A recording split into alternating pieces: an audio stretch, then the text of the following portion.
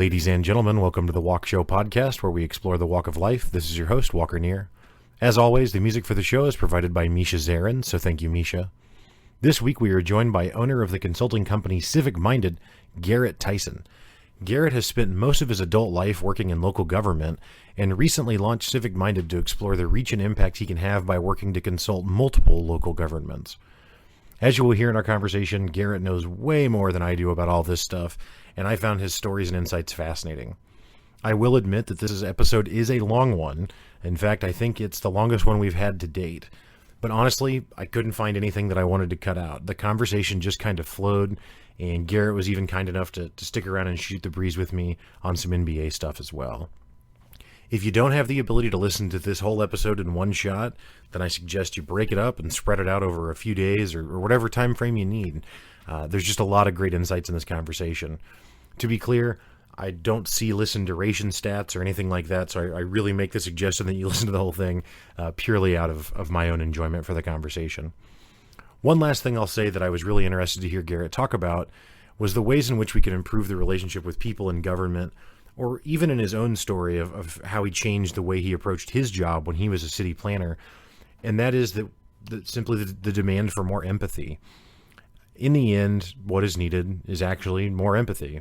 Now, of course, that's a very reductionist explanation of the conversation that we have, and certainly a reductionist explanation of the solution to problems that we face in society. But that being said, I talk to a lot of different people, for the show, and we have a variety of conversations, and it goes in a lot of ways. But a common theme that just happens over and over, a through line, if you will, is empathy. So I just thought that was interesting that it showed up even in a conversation about local government, which I don't know that I anticipated it would. Either way, without further ado, let's get on to the episode with Garrett.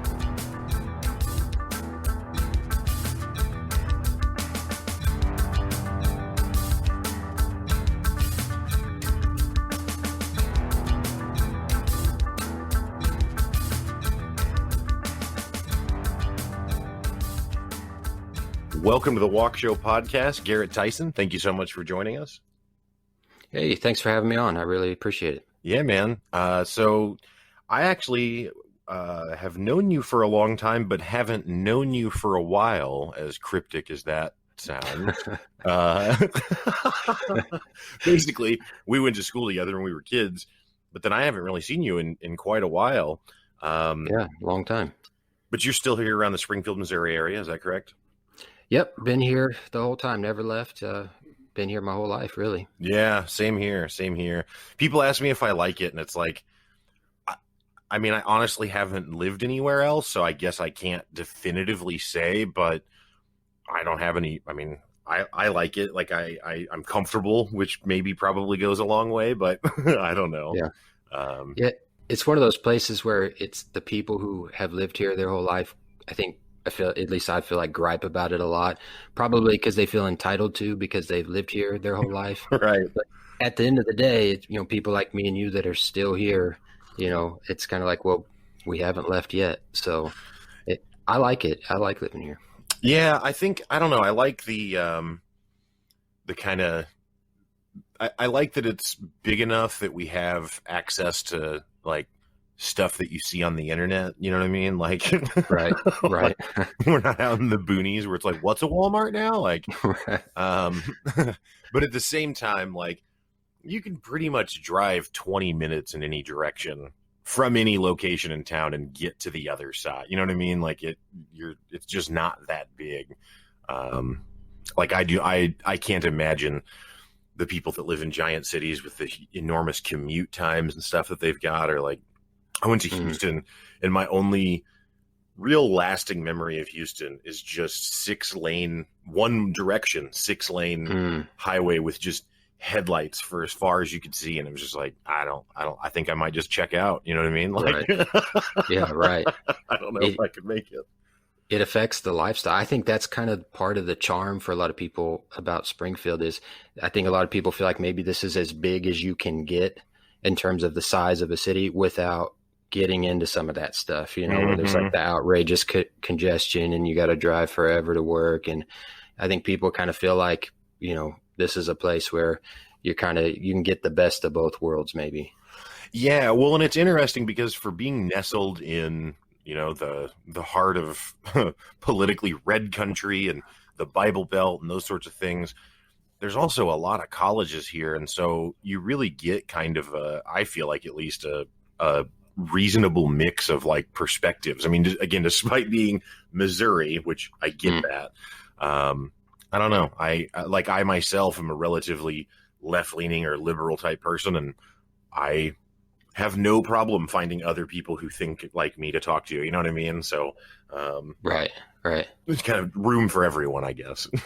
Yeah, I think it's a lot different in that respect from even when we were in high school. I mean, the demography has changed, I think, enough, and you said that the variety of perspectives that you run into, it's interesting, and I do think that the universities play a huge role in that in terms of drawing people here, right, to Springfield that otherwise may not have come here.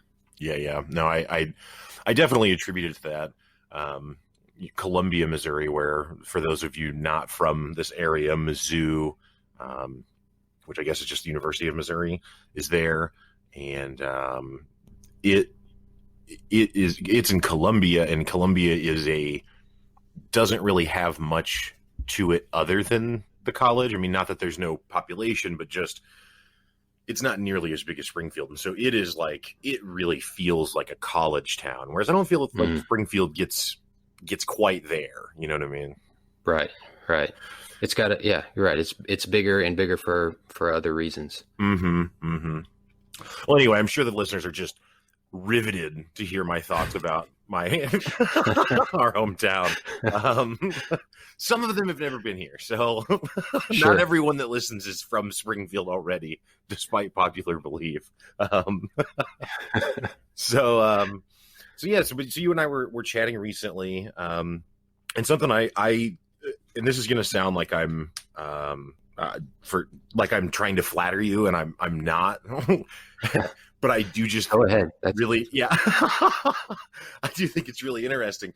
So you've recently started a company on your own that is a consulting business. Is that correct? Yeah, that's right. After I've worked in local government now for about almost a dozen years, and decided just earlier this year, approximately a month and a half before there was a global pandemic, to launch my own small business. So great timing. Yeah. And that's what was the crazy part. Everybody I talked to, in and around making that decision, there was just this broad consensus, family, friends, colleagues. This is great timing. Like you've got excellent time in the economy. I mean, the money is really flowing. The capital is really flowing. Everybody's super busy. Every city, every municipality is doing a lot and investing a lot of money in infrastructure and in placemaking and in things like that. So the timing seemed fantastic. And I'm not saying that the timing still isn't good, but you definitely I could have not predicted at that time what was going to happen for the next, 2-3 months. It definitely made things very interesting. It probably, strangely enough, one of the biggest impacts it had didn't have a huge impact because my consulting is largely aimed at local governments. And because they're funded by taxes, which people, you kind of have to give them that money. It's not like retail where it's a choice.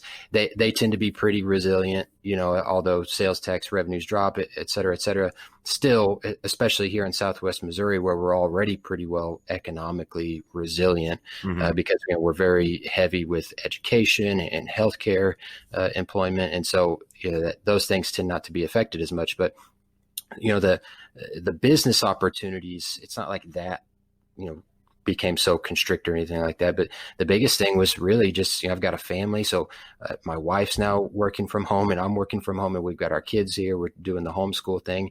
And that probably more than anything else added this, this crazy new dynamic that, I had no experience with at all, trying to deal with that and also, work from home at the same time.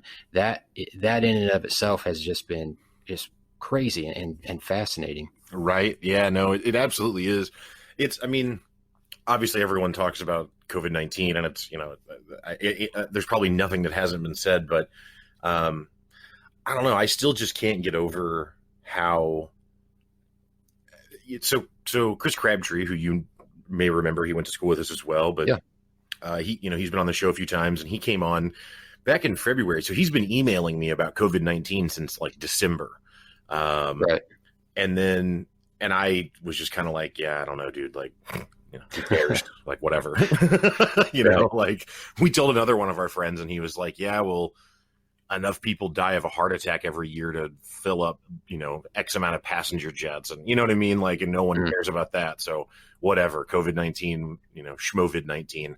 And little did we understand, obviously, that it was going to be what it has, which again, that's the whole world. So it's not like I'm the only one that was caught off guard or something, but right. But yeah, it's just, I was in Orlando for PodFest, this podcast conference in the first weekend in March, and then came home, and I think it was the day I came home or the next morning, the NBA got canceled. It was just that was kind of like the first thing that was just like, whoa, like that's awfully stark, Yeah. I had the same experience. To me, I pay attention to the news, and I'd been seeing, people have been talking about it in the finance world for weeks and months leading up to where it was actually here and prevalent in the United States. And I've been seeing that in the news, but still, I think like a lot of people, it wasn't necessarily changing my behavior in any important way. But then that night where they had that, it was the Thunder and the Jazz, the night they canceled that game. And that was when, like, for me, it was like, holy crap, like this is actually real, and it's affecting my life, like right now in this moment. And that's when I would say that probably, as crazy as that probably sounds, that changed my behavior. From that point forward, I was like, wow, this is something that we're all going to have to adapt to in a way that, is going to be pretty serious. Probably lack of foresight and thinking on my part that I'm admitting to there, but still, it was just crazy how in that moment, like, wow, they're canceling an NBA game for this. This is crazy. Yeah, no, I don't think that's a mark against you, man. Like I said, the whole world, well, at least the whole United States, I won't even speak for everywhere else, but the whole United States, absolutely, not ready. And, I attribute it, something I rail against constantly on the show, but something I attribute it to is just really, it's the sensationalistic journalism that we have. And the reason I say sensationalism is because I don't know that there's, certainly some organizations or outlets clearly have a very specific agenda. But a lot of them, I don't think necessarily are pushing in a political agenda. I think they're just pushing clickbait. You know what I mean? Like they just want everything to be exciting all the time because that's what gets people to look and that's what makes them money. Yeah, exactly. Right. And so it's like, you hear the reports or whatever, but it's like, yeah, but everything's always the biggest deal that we should all pay attention to. So I don't know. Why would this be any different? Well, it turns out it was different. It was very different. Yeah. Well, so to go back to your explanation, because I just totally derailed, which welcome to the Walkshow, that'll happen. So you'd said that you'd spent, over a decade in working in local government. What kind of, I don't know anything about what that looks like. So if you don't mind, just kind of, what is that? What did you do? What does that mean? What does that look like? That makes you just like everybody else. It's one of those things where I think you probably think and then until you're in it, and then you're like, wow, this is not at all what I imagined it would be. I started. It's actually kind of a crazy story. I went to I was in graduate school here in Springfield at Missouri State University, and I started an internship with it's just a small city here outside of Springfield, and did not intend to get into local government. That was not really my career plan. That was not the path that I was on, but I had to have this internship, and I'd been pushing it off. I resisted it for a lot of different reasons. And so finally, one of my professors said, hey, I can hook you up with this internship. I think it will be interesting. I think you'll do meaningful work. I know some people there. And so I think it's a good opportunity. So I took it and I did it for, about 6 months. And at the end of it, the city administrator there said, "Hey, why don't you just stay here? Why don't you just keep working here?" And at the time I was about to graduate, and I was also thinking, I was with a girl, I'm thinking, hey, I might want to get married. And so, leaving here and leaving that situation didn't seem like a good idea in the midst of all that. So I said, hey, I'll do this. I worked directly for the city administrator for about a year. And then the city's planner kind of left somewhat suddenly. And so the city administrator came to me and he said, "Hey, you're a pretty smart guy. Would you fill in that role for us for about, 3 to 6 months until we can find somebody else?" Now, keep in mind, my background is not in city planning. It's not in planning and zoning, none of that at this point in my life. I had studied, public policy and economics. And that was just a world that was very foreign to me. Although it's a part of government, it was a part of local government, which is something I hadn't put a lot of thought or emphasis into. But, he asked me for the favor and I said, sure.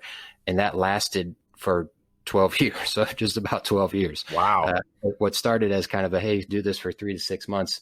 I did it. And it became a career for me. So I was involved in community and economic development, to be specific, throughout that my entire tenure there in local government. And people would say, what do you do? And I'd say, well, initially I'd say, hey, I'm a city planner. And they'd be like, oh, so you put on like the 4th of July fireworks show and stuff. Like, no, that's not that kind of planning. And it was a real struggle to explain to people, what in the world do I do? And so when you're in that, it kind of forces you to sit back and think, well, what do I do? Because you're just doing it. Like, I was in a place where in my life where I'm just going to work and I'm just doing it. And I'm not really, I wasn't at the time putting a lot of thought into it.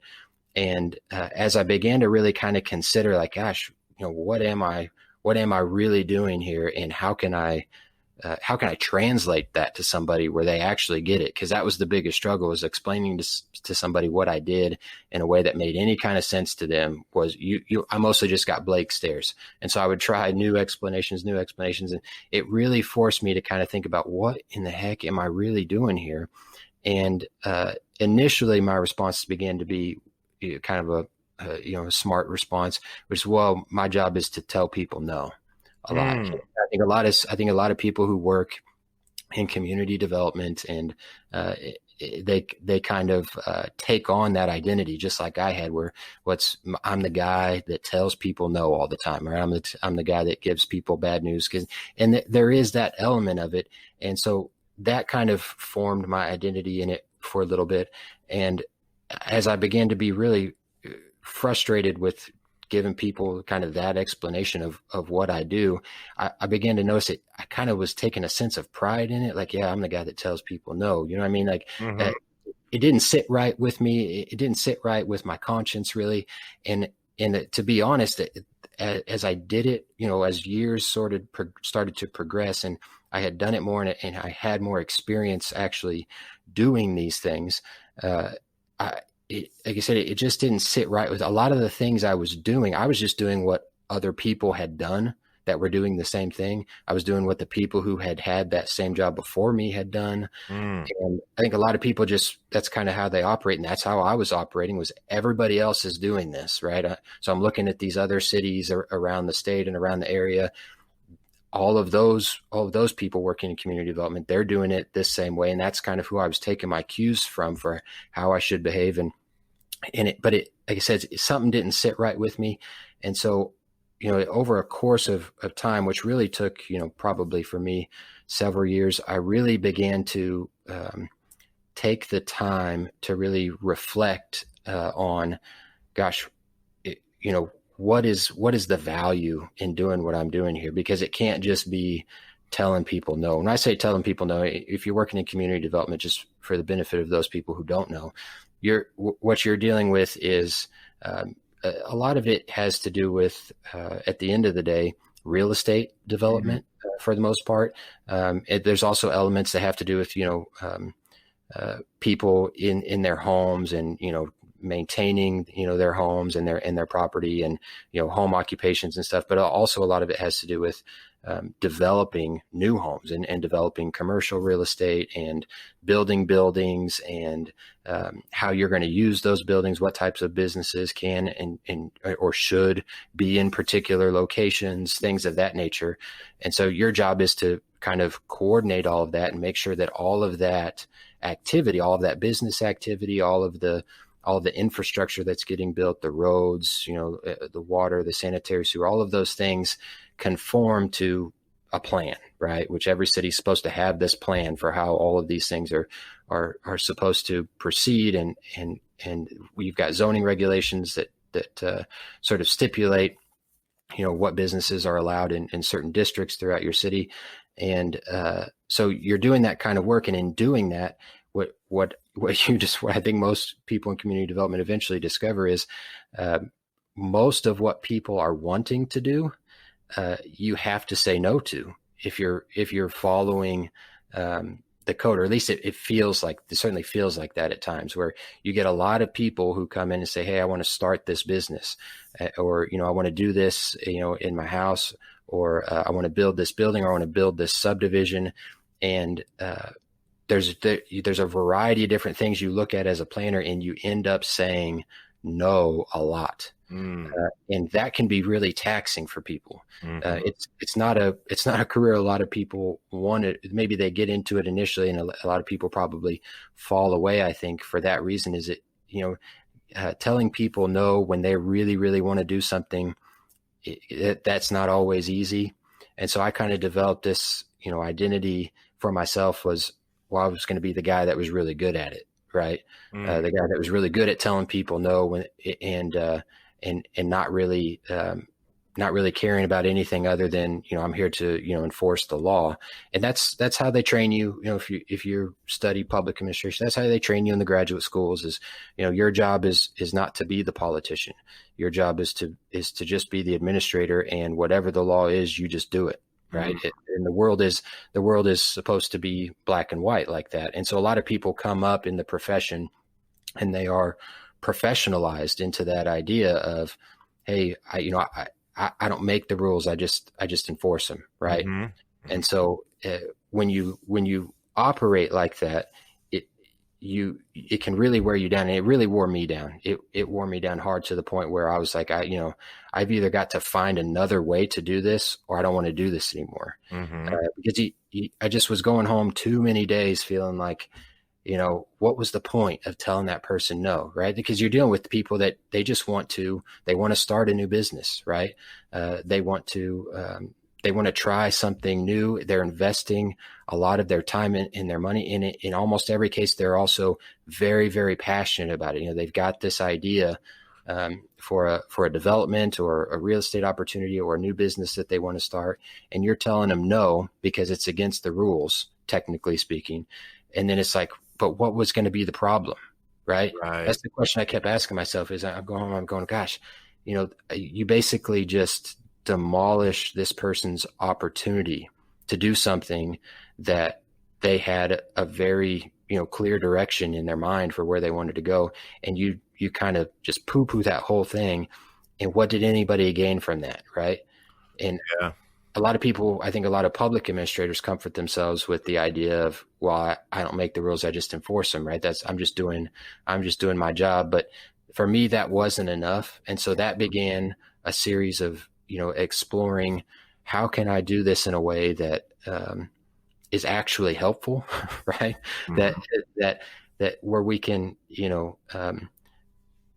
build a sense of confidence that, these rules exist. They exist for a reason. They can do some good, but also in the way that we administrate them, we try to stay away from doing things that are needlessly harmful to people. And so that made me different, I think, from a lot of other people that were kind of doing the same work in the organization I was in and in other places. And that was kind of the beginning of a shift for me, where I was going to be more focused on doing the right thing and building trust with people than I was just on enforcing laws.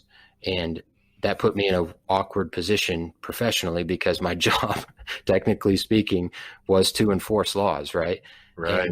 And so, in reconciling that, which I was eventually able to do, I had a lot of success.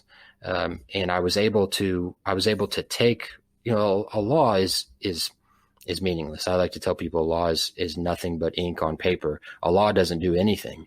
A piece of paper isn't going to arrest you. A piece of paper isn't going to jail you. A piece of paper will not fine you or cite you for anything. Only people can do that, right? Mm-hmm. So the government is necessarily a human agency. It takes people to take what's written there and to apply it to an extreme variety of circumstances that you run in. It's not going to fit very neatly with what's written on that paper.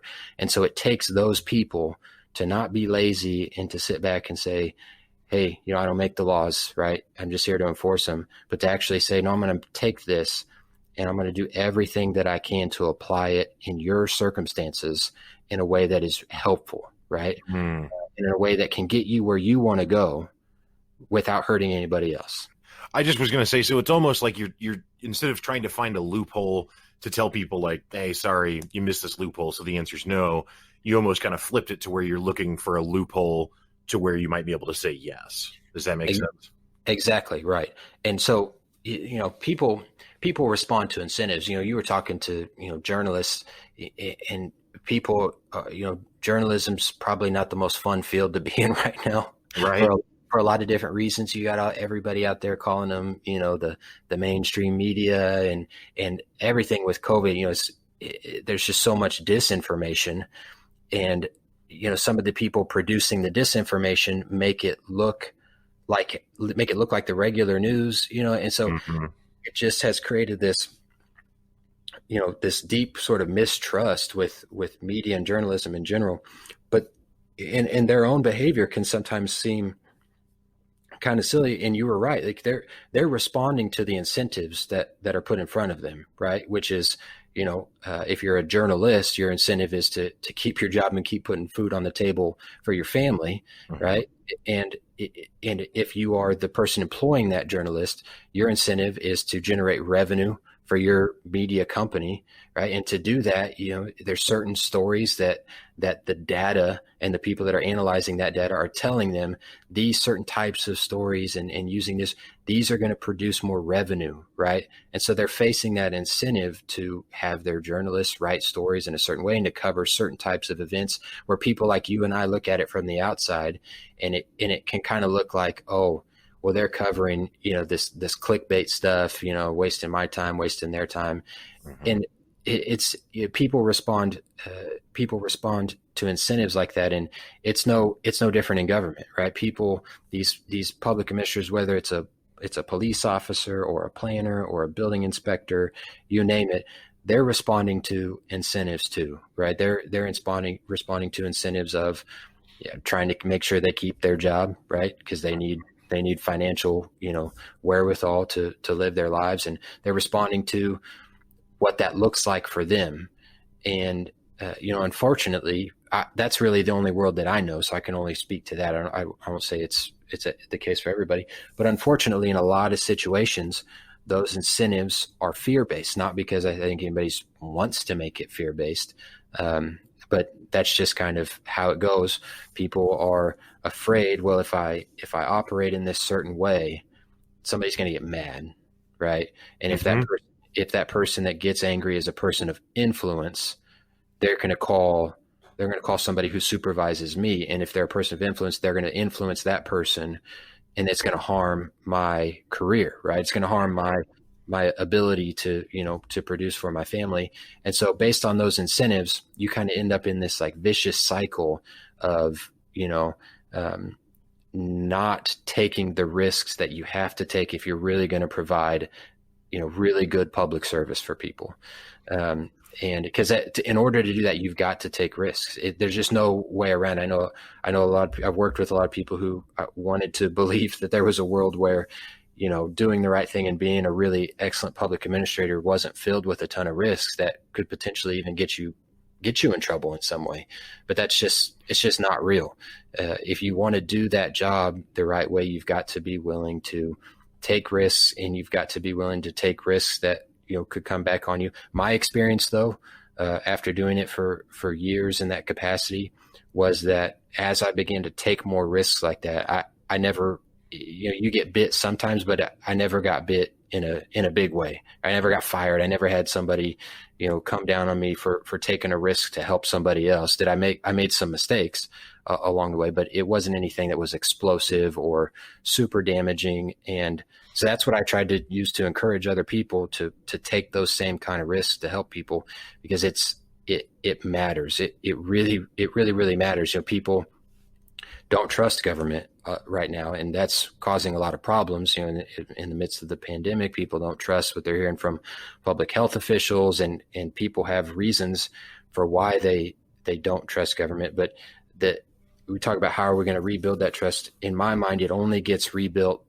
one way. There's really only one reliable way to rebuild that trust, and it's with human to human interaction, right? So the interaction of a government personnel, doesn't really matter who it is or what their capacity is, their interaction with a constituent, that's the direct connection to the government, right? Mm-hmm. That's actually going to be meaningful. All this stuff you see in the news, people pay way too much attention to that. And then they think, well, this is what it is to deal with government through the filter of some of these problems we're talking about in news media.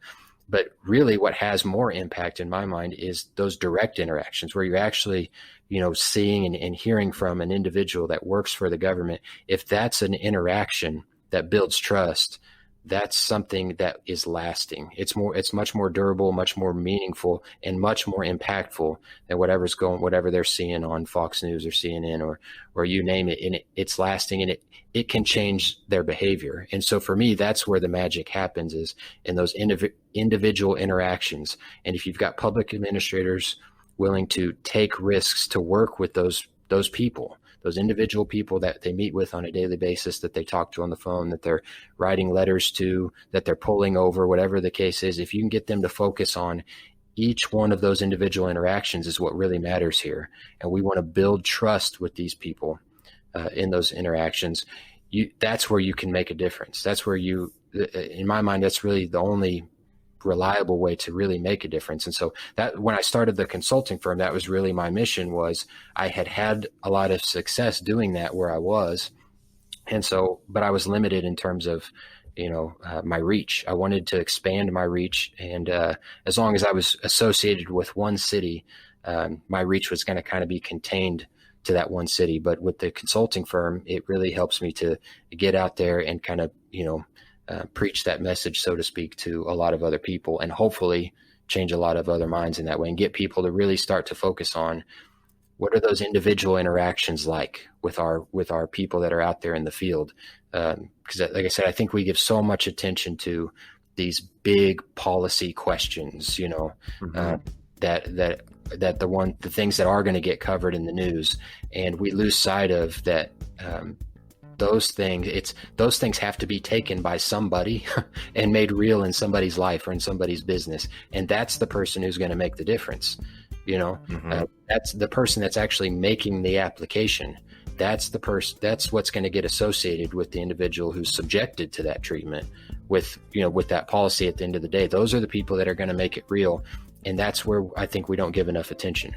No, I think that's such that's such an interesting point that you are making about the human element of government, because, and not that I'm not also guilty of this, but when people talk about government, they refer to it as this like monolithic institution that exists outside of the population, when in fact it's made up entirely and exclusively of the population, right?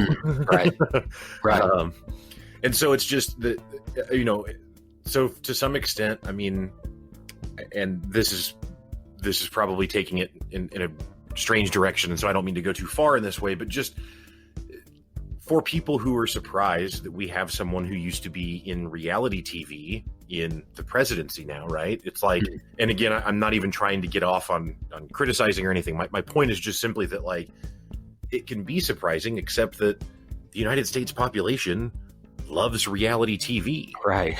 So the fact that would be, you know what I mean? It's like, well, of course, that's what you want. That's what you want 5 days a week at 7 p.m., like, so why wouldn't you want that here too?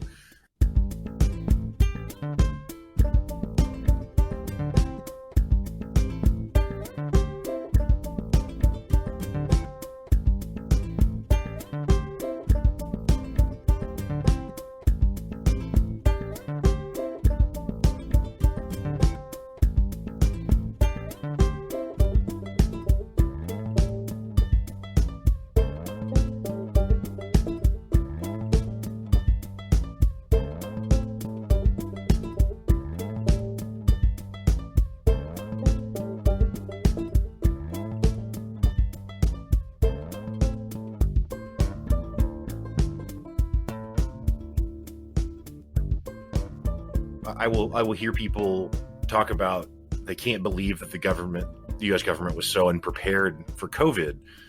Now, I don't mean, and again, I'm not speaking to the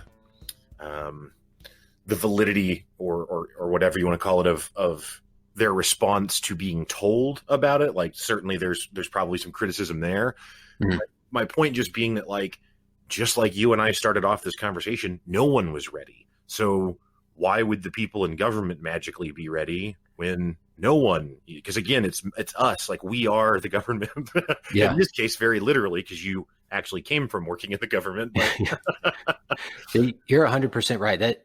It's an excellent point. A pastor of a church I used to attend would like to say that we're talking about in reference to Bible characters, how too often we over spiritualize them. You hear about Bible characters like Moses and the apostle, and you attribute to them some sort of like supernatural, like quality that in reality they didn't have, and every time he would say that, I was like, wow, that's a really interesting way to think about these, sort of these mythical characters, if you will, like that they were just people that struggled with the exact same things that I struggle with. They have a lot of the questions and frustrations. And I think we kind of do that same thing with people in government and elected officials in government in general, as we kind of attribute to them these maybe abilities that they don't really have, and it's like you're saying, people look at what goes on in the White House and we sort of give that what goes on in the White House or in Congress, this like celebrity status that I don't think it really deserves. But it affects the way that we think about what's going on there. But I think the truth is, and I'm obviously not saying this from experience, but it always struck me. I like to read, and I like to read memoirs, not just of former presidents, but some of the more interesting ones are people that worked in the White House that weren't the president or the vice president. They maybe they feel a little bit more at liberty to divulge stuff, but I like to read those memoirs, and it always strikes me that a lot of the stuff that gets talked about how these decisions were made, it's just like how I made decisions where I worked, and right. And a lot of it is just super petty, and I'm not just talking about the Trump administration. I mean, you read some of the memoirs, these people are petty just like me and you, and you talk about, the relational dynamics of it, where you've got somebody that gets pissed off at somebody else, so their office gets moved from here to there, so it's further away from the president's office, just to take a jab at it. That kind of stuff is going on in there. It's the same kind of stuff that goes on where you and I work. It's these people are no different, and they face incentives that are very much the same as ours. They're trying to keep a certain level of living, or their expectation of what that looks like for them. They're trying to keep that up and keep their jobs and keep certain appearances up, just like a lot of other people are. And like I said, we sometimes attribute to them stuff that's just kind of unrealistic. And unfortunately that seems to have morphed into, especially recently, this idea that like, oh, they're all conspirators of one kind or another, right? Like this, some of this stuff is just made up, or, I see some of this stuff on social media, and it really troubles me. And it's, we've come here, we've done it ourselves. I mean, to your earlier point, that our government is in so many ways just a reflection of us as a society. And we've come to this point where there's so low trust in government. and then something like this happens that's very new, that people don't understand. It's not like a financial thing where, everybody has a budget and deals with finances, right? So you can kind of wrap your head around economic issues a little bit better than you can something like a virus. It takes such specialized expertise, but it's happening to everybody. Everybody's being subjected to these new policies and these lockdowns, all this stuff that they can't really sort out. And and then I see these ideas getting floated up. Well, the government's just trying to make sure you stay afraid and you stay in your home, and they're trying to prime you. And I see people that I know and trust and respect, and I see their activity, and they're sharing this information, right? They're advocating. Right. And I think too often too, we look at somebody shares something and we view it as an endorsement, but I can't help but view it as kind of like, wow, I can't believe I'm seeing this now, because from my perspective, it's so laughable. I've worked in government. I've seen how it operates. The idea that they could pull off something so elaborate as this all being some kind of hoax is crazy to me, but it's not to them. That's why I have to keep reminding myself is we are where we are, and this stuff they're buying into some of these ideas that are not good ideas, but they're buying into it for a reason, and a lot of it boils down to how we communicate about this stuff. And like I said, to my point about it, it has to all happen eventually at a person-to-person interaction. There's not enough mass communication I think you could do in the whole world to reconcile what's going on with this pandemic and the disinformation. I think where we live, I think the local public health department has done a really, really good job of trying to communicate. Here is what the policy is. Here's what here's how we've kind of arrived at these decisions, and being very transparent. And, of course, to see the transparency, you got to pay attention. You actually have to watch the press conferences, et cetera. I guess it wouldn't look transparent to somebody but I pay attention to that sort of stuff. So I see the transparency. I see their seriousness, and, they're making the data available for people to see for themselves, et cetera. And it's unfortunate that, they're doing all that, but it doesn't seem to be making enough of a difference. There's still so many people that are so confused. And like I said, unfortunately, there's just some persuasion that can only happen person to person, and that's where individual people have to accept some responsibility of, I've really got to inform myself here, and do what it takes to inform myself so that I can engage in these dialogues and in these conversations to spread something that's better, right. That's actually helpful. Because that's the problem is I'm not qualified to, evaluate so much of what's going on right now. I'm not a doctor. I'm not a virologist. I'm not a public health official. I'm not qualified to, there's that YouTube video, those two ER doctors. I'm not qualified to say that what those guys are saying is somehow medically correct or incorrect or anything like that. But what troubles me about some of this content that's coming out is the divisiveness of it, right? Mm-hmm. I don't know anything about how a virus affects the body other than it makes you sick, but I do know when somebody's tone and the words that they're using and the ideas that they're expressing are trying to persuade somebody to do something that's not helpful, right? To do something that is actually potentially even harmful, like convincing people that their government is a part of some elaborate scheme to get them to stay at home, and people are buying into this. It's like, man, that's really unfortunate. And so that's how I look at a lot of that. But somebody's got to be out there saying, hey, here's a better way to view this, right? Here's a better way to look at what we're talking about here that will actually help us make progress, right? Will actually help move us forward rather than, move us in a direction that we don't want to go, where people are going to get hurt. Right. Yeah, no, I think that, man, especially when it comes to conspiracy theory time, it's something that I've struggled with for a long time. And when I mean struggled with, I don't mean struggled with like being wrapped up in them, but struggled with understanding how they become credible at all.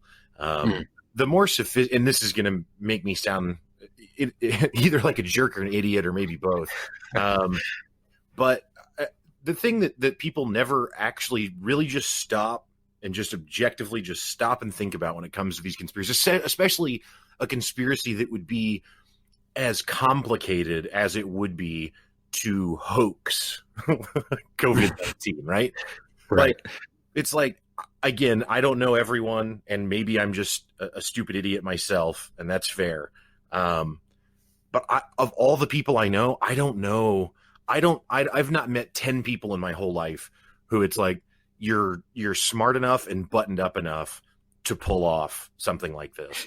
Right. And that's 10. And we would need thousands of people who are A, all intelligent enough to pull it off, and B, all so buttoned up that no one says anything. And the pettiness that you described of like, well, so-and-so is going to get a desk where they don't like it. Well, guess what? Someone would have been petty and been like, hey, you know what?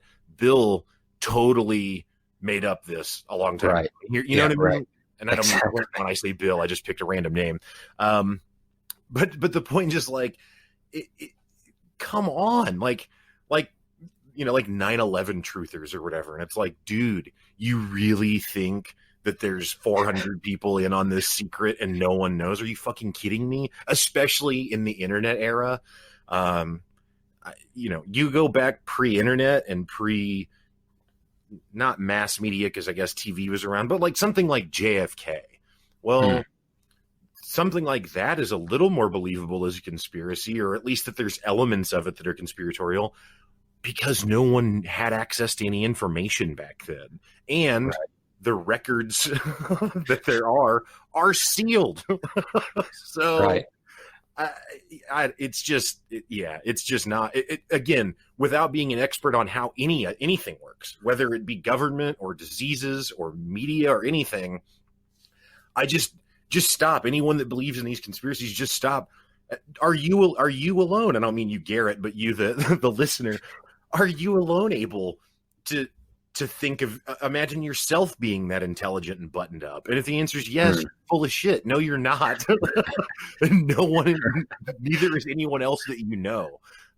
So let it go. Like, it's not a conspiracy. That's insane. I'm totally willing to buy incompetence. I'm totally willing to buy even selfish intentions, But just a conspiracy that's just like in service of some larger power scheme or something, like, dude, it's too convenient. Like, if that was it, then we don't have to really solve any problems, because we can just put them all on the monolithic conspiracy generator. It doesn't exist. It doesn't make any sense. Right. Yeah, it doesn't make any sense to me. The JFK one has always fascinated me, just in the same way conspiracy theories probably fascinate everybody. But I guess for me in particular, because I'm a political scientist and I worked in government, and my passion was getting people to trust government again, that to me always stood out as like, how could something like that happen? Where it was just all these ideas, and it produced so much, even television content, movies, with Kevin Costner, and it can be very convincing and persuasive, and really cause you to be like, man, maybe there was something going on there that they don't want anybody to know about. And I actually, so I've looked into that probably more than just the typical person, not enough to say I'm an expert, but I've, read a couple of books and have really kind of investigated that just a little bit, just out of curiosity. And I really, that was sort of, prompted by, I don't remember when it was now. I think it was a few years ago. They were scheduled to release all of the, remaining documents that had been sealed all these years. And Trump ended up ordering the release of most of them, but maybe 3/4 of them, but not everything. And so, the more the documents that come out, the clearer the picture gets, and as to who knew what and when. And as I was reading through all of this and reading a lot of the reporting on it, the thing that struck me about everything that was revealed in these new documents was I came away from it thinking this was no dark conspiracy. What if anything, what the CIA wanted to hide was that they screwed up. Which that to me, I used to teach political science. I tell my students, the biggest scandals and screw ups in government are usually going to happen because a dissenting opinion was suppressed or somebody made a mistake and didn't want anybody to know about it. Right. Yep. Which is no different than where everybody else works. Right. It's you look at these documents and it people are drawing conclusions that, well, maybe the CIA knew that he was kind of Looney Tunes and that he'd been approaching the Cubans about, hey, I want to kill the president. And the evidence kind of indicates that the Cubans were like, no, you're crazy. You know what I mean? Right. And so you had, and all of that apparently at some point got reported to the CIA. My guess is it potentially made it look like they could have prevented it and they didn't. And that's if there's a cover up, that's what it is. So that's my conspiracy theory for your podcast here. But no, what strikes me as more in line with, okay, I can buy into that. Right. Yes. That it would be no different than 9/11. Right. There was intelligence that maybe should have been acted on and it wasn't. It doesn't mean that somebody was maliciously trying to get a bunch of people killed. It's just people in the normal course of their work. Was there some negligence? I don't know. I wasn't there. I'm not an expert in these things, but there's just so many things that happen. They're just people in the normal course of their work that aren't paying attention maybe like they should or whatever, because they're responding to the incentives around them. And that's why, like I say, what I'm passionate about is giving people different incentives. Let's give each other different incentives so that our behavior is much more likely to change. We can talk about stuff, and we can change policies and change workplace rules and do all these things. But if we don't actually change the incentives, there's in the news today about the NFL. I don't know if you saw this about, all the incentives that NFL teams are offered. And if they will hire a minority person in a coaching or management position, right? So they're offered these financial incentives if they'll do that. And somebody with the Players Association came out and said, hey, that's great, but we're not really, these financial incentives, that's great. And I don't think this person was trying to say it doesn't matter. I think they're saying that you're not changing the underlying dynamics of what's happening here, which is this is a big time insiders club here, right? With these owners and these coaches and all the people inside that club are predominantly white, and it's hard to get in if you're not.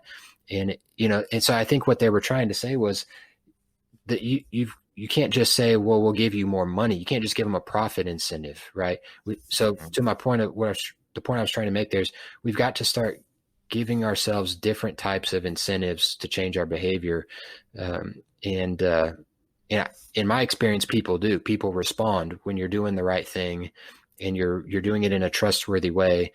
People respond to that and they do change their behavior. I don't subscribe to the idea that people can't change. I think that people can change. And it happens all the time if you'll give them a chance. But I think as a society, I saw it a lot while I worked in government. I experienced a lot of this mindset of, that people are what they are, right? There's certain types of people that that's just how they behave, right? That's just, and so we don't want that type of people, we don't want that type of person involved in this situation or whatever it is, because, that zebra's not going to change its stripes sort of thing. And I don't buy into that. And by not buying into that, I was willing to behave in ways and give people opportunities that I otherwise wouldn't have. And they responded to it, which just goes to people do change and they can change. And, it's, but that's how a lot of discrimination happens is people are just settled in their mind that this person, based on this small amount of information I have about them, will behave this way. Right. Right. And therefore I'm going to treat them in this particular way, right? And it's all based on an assumption that's almost always ill-informed. And a lot of times, like I said, a lot of times what I encountered was that assumption is that this person isn't going to change, right? That I already can predict their behavior, and I'm not even going to try to change it. Even if they've behaved like that in the past, that's just who they are. And that's not a great way to govern. It's not a great way to develop policy. I saw it probably I don't know if this would be interesting to you or not, but in what I did, a lot of it had to do with housing. And one of the things in suburbia is, at least in my experience, was the idea that, well, we don't want a lot of, low income housing. We don't want a lot of multifamily housing. We don't want a lot of high density housing, right? Because there's a particular type of person or family that's likely to live in that type of housing, and that brings costs on our community, right? And so if we can just eliminate that kind of housing, then we won't have to deal with those types of problems, which is extremely harmful for a lot of different reasons. And many of those reasons are economic. We've got, people talk about this crisis of housing affordability. That's a contributing factor. It is a contributing factor that, the way we regulate what types of housing is allowed to be built in our communities affects the supply of that types of housing, which affects the pricing of all housing across the market.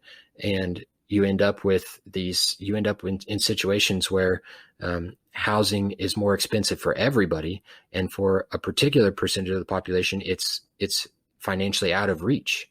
And like I said, I think it's just too easy for some people. And I don't like I said, I'm not trying to say this like, oh, I'm morally superior to anybody else. I do the same thing. I just try to be careful to try to break myself out of it when I do it. But, when you're accustomed to a certain kind of lifestyle and you're around other people, primarily surrounded by other people who are a lot like you and accustomed to that same type of lifestyle, and your history and your background and how you got to be in that position and how hard you worked, you're kind of can be inclined to think, well, somebody who's not in this position, it must be because they didn't work as hard. It must be because they didn't take advantage of the opportunities in front of them like I did. When that's not, in my estimation, in my experience, that's just not always the case for everybody. Some of us really do have advantages that other people don't have and aren't likely to have. And we actually exacerbate that problem when we adopt that mindset of, well, these people are where they are, by their own, they did that to themselves, you know what I mean? And so I can't take responsibility for that. And so, I'm going to keep trucking along, doing what I'm doing, and make sure that, a house that they might be able to afford won't be anywhere near my neighborhood or something, you know what I mean? That probably makes me come off as sounding like, that I've subscribed to a certain type of ideology, or I'm really into this 1% idea, but I'm really not. It's just, you can't deny the amount of wealth inequality that's out there. Yep. It's real. It exists. And by a lot of measures, it's getting worse in certain places. And so, how are we going to correct that? Whenever like I said, in my estimation, a lot of that is the result of how we've structured our laws and our policies. It may not be, entirely because, and it's certainly not because anybody intended it like that, right? Right. You can have effects when you didn't intend. A lot of people look at the effects of law and policy, and they think, well, those jerks, they did this because they're a bunch of Richie Riches in Congress. And, that's, in my experience, that's almost never the case. The intentions are almost always good, right? Those people that I'm talking about that who say, well, I think we've got enough multifamily in this community, their intentions are, the way I described it earlier probably isn't a good way to describe it. Just because I've maybe grown too cynical from my experience, but their intention, I never met a legislator who wanted to say something like that or enact a policy that would restrict, more affordable types of housing because they really wanted to have a negative impact on some family or somebody. I never saw that. Instead, really what it was they were thinking just about their own life and their own situation. And they were thinking along lines of, well, if we get more of this type of housing, that could affect my own property value. My property value goes down. I'm not gonna be able to sell my house for as much. My experience, it's never this sort of real malicious, right, invidious types of motivations that I think some people think is out there. It's just more of maybe not thinking about it comprehensively enough, and not having enough conversations about the impacts that these policies are having. But like I said, they're usually never intended, but that doesn't mean that you're not going to get some bad outcomes anyways. And so I think we've got to pay attention to what those outcomes are and acknowledge that everything's going to have some good and some bad. Every policy, every law, it's going to do some helpful things and it's going to do some harmful things. I've never seen one that it was all good or it was all bad. And a lot of people focus on, they take a certain policy, like, say this bailout or whatever, the CARES Act, and they see the good thing and they want to focus they say, well, this is good because it's doing this one good thing, right? And they don't want to hear about any negative impacts. And conversely, people want to focus on a few negative things that it did, but not want to acknowledge. I think we've got to acknowledge that every policy that gets put out there is probably going to do something helpful and something harmful. And we need to be very serious about evaluating, is it doing more help than more harm? And are we equipping the people that are actually the administrators of that policy to administrate it in a way where they can maximize the helpfulness and minimize the harmfulness? Because you're never going to get that perfect situation.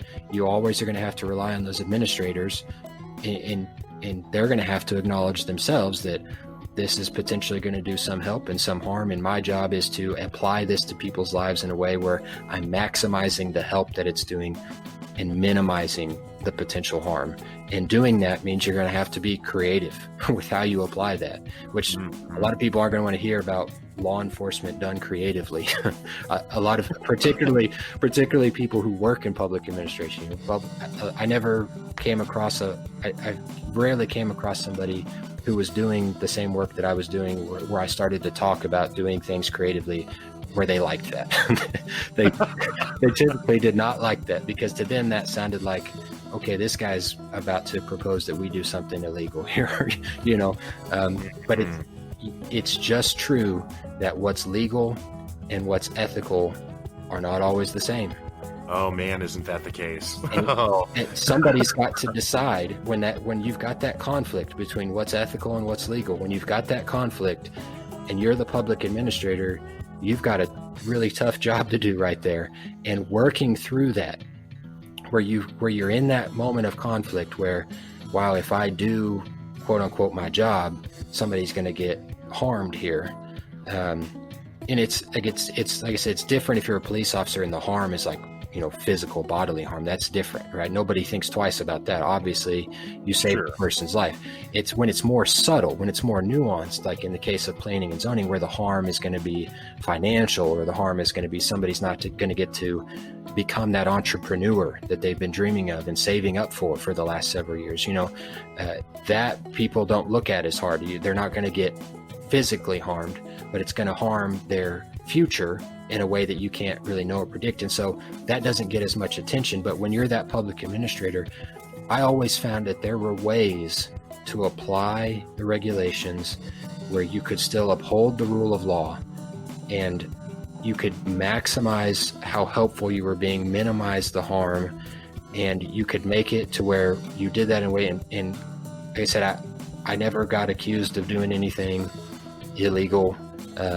Never got, Obviously never got convicted of doing it. I never felt like I was doing anything illegal. People would say, well, this guy pushes boundaries or whatever. I guess I did, but I only pushed them in a way where I was very, very confident it was really going to help people. And when you're helping people, you're very unlikely to have somebody come back and be like, you shouldn't have done that. You shouldn't have helped that person. Right.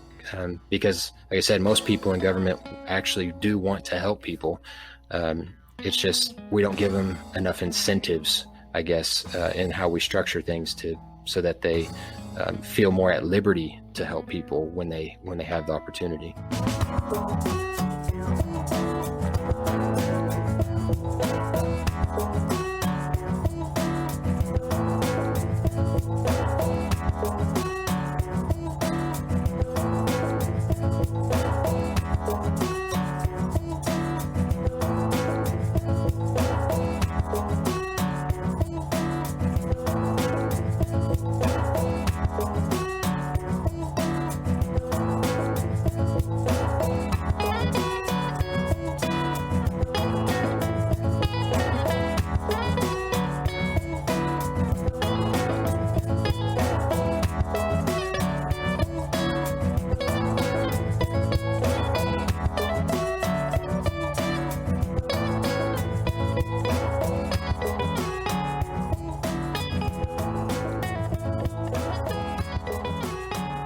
Yeah, well, I mean, so really, and I it's so interesting because I had no idea, as as we talked about before we started recording, I didn't really know where our conversation would go.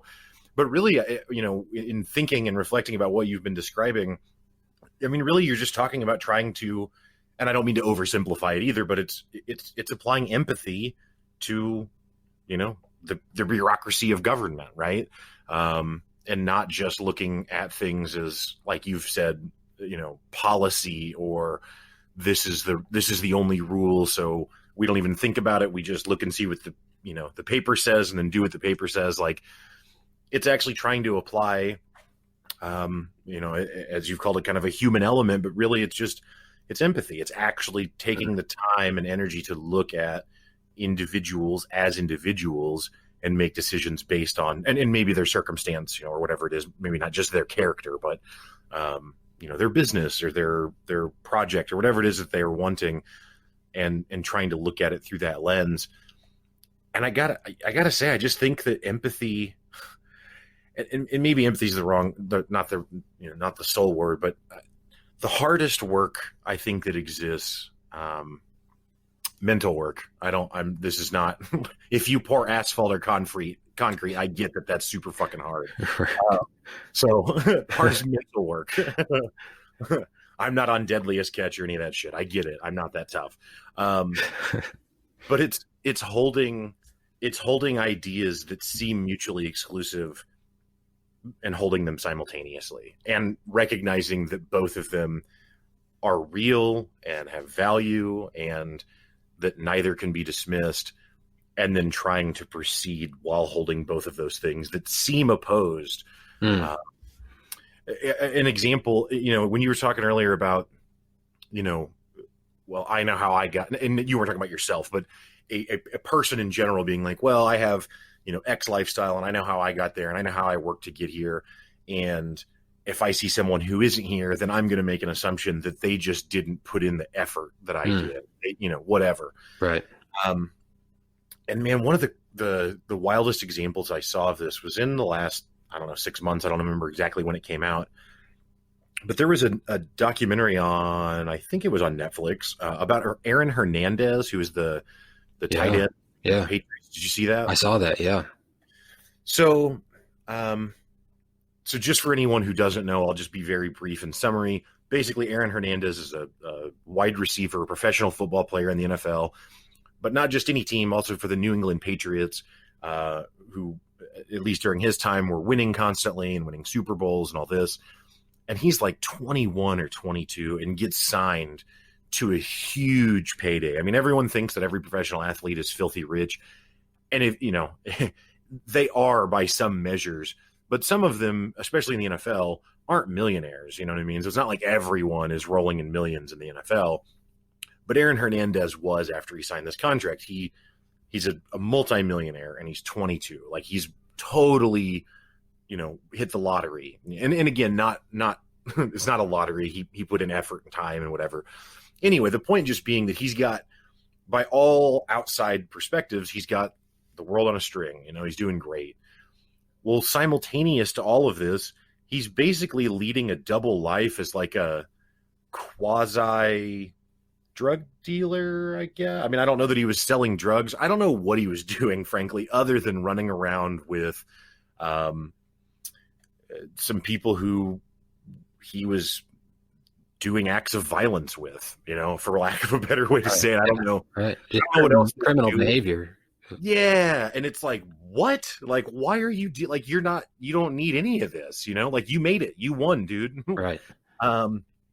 Anyway, goes on to murder some people, and is convicted of that, and then goes to prison, and then eventually commits suicide. And so he's like, what, 24, 25 when he commits suicide? Really young. Right. They do an autopsy, do a brain scan or whatever, look at his brain, and recognize that he has basically CTE, which is the disease that everyone hears about from football mostly, but where it's like repeated head trauma causes this problem in the brain. There's been a lot of NFL players that have suffered from it. Anyway, Aaron Hernandez at 25, they look at it, and the level of CTE that was in his head looked equivalent, the doctor said, to someone who was like 20 years older than him and had been playing football for that whole 20 years. Yeah. So, and my point is not that Aaron Hernandez shouldn't be held accountable for committing murder. I mean, that's not clearly that's not okay. But I guess my point is that from all outside perspectives, up until those doctors come out and do a brain scan, which they can only do after he's passed, all outside perspectives are, this guy's a monster, this guy's a creep, this guy's a thug, whatever word you want to use, and how horrible is he because he wants to be this, again, pseudo gangbanger while he's, a highly paid professional athlete.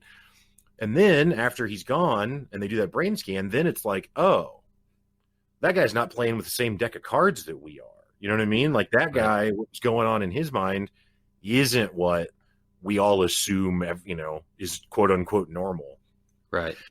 And my point with all of that is just simply that, like, we all, and like you said, I'm guilty of it as well. So I'm not coming from the mountaintop to preach at people as much as I'm just saying, like, you just really don't ever know what someone else is going through or what has shaped their perspective. Right. And again, it doesn't mean that there's not personal responsibility, but that's, again, I think, an example of like holding two things in juxtaposition simultaneously, where it's like, you've got a guy who's murdering someone. Well, can't have that. But then you've also at the exact same moment got someone who isn't all there and isn't actually fully, they're not as evil as maybe we would have liked to think their deed was. But, and again, I don't know what was going on inside his head at those moments, of course. But the point just being that some pretty dramatic stuff can be going on with a person that you have no idea of. And, and so that's why it's so important to be empathetic. But man, when you see the result of, well, but they're being violent, like, it's hard to be, like, it's like if someone's being bigoted, my gut reaction is to write them off, but I know that that's not really the right answer. You know what I mean? Right. Yeah. But it's hard. It's hard to hold both of those at once.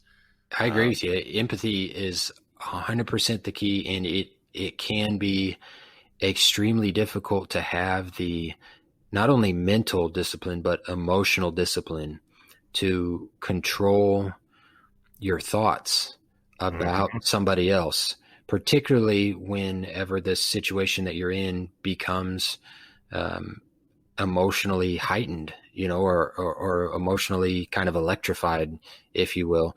You really have to, that's something that I think you got to work at. I know I've had to really, really work on that.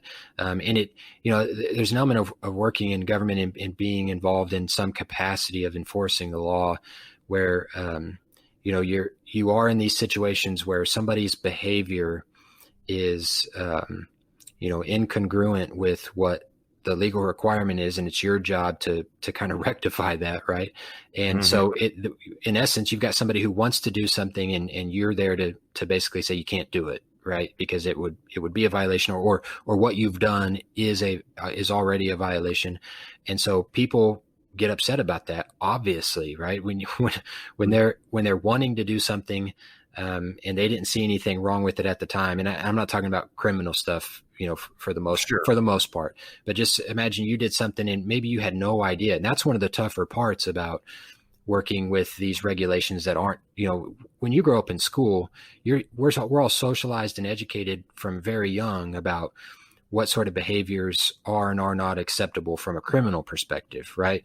Nobody ever tells you really about how zoning works, or that you're not supposed to start certain types of businesses in your garage, or, these are all things that they don't teach you in school. And so, in my experience, I dealt with a lot of people who I was informing them that they'd broken the law, and they were like, what?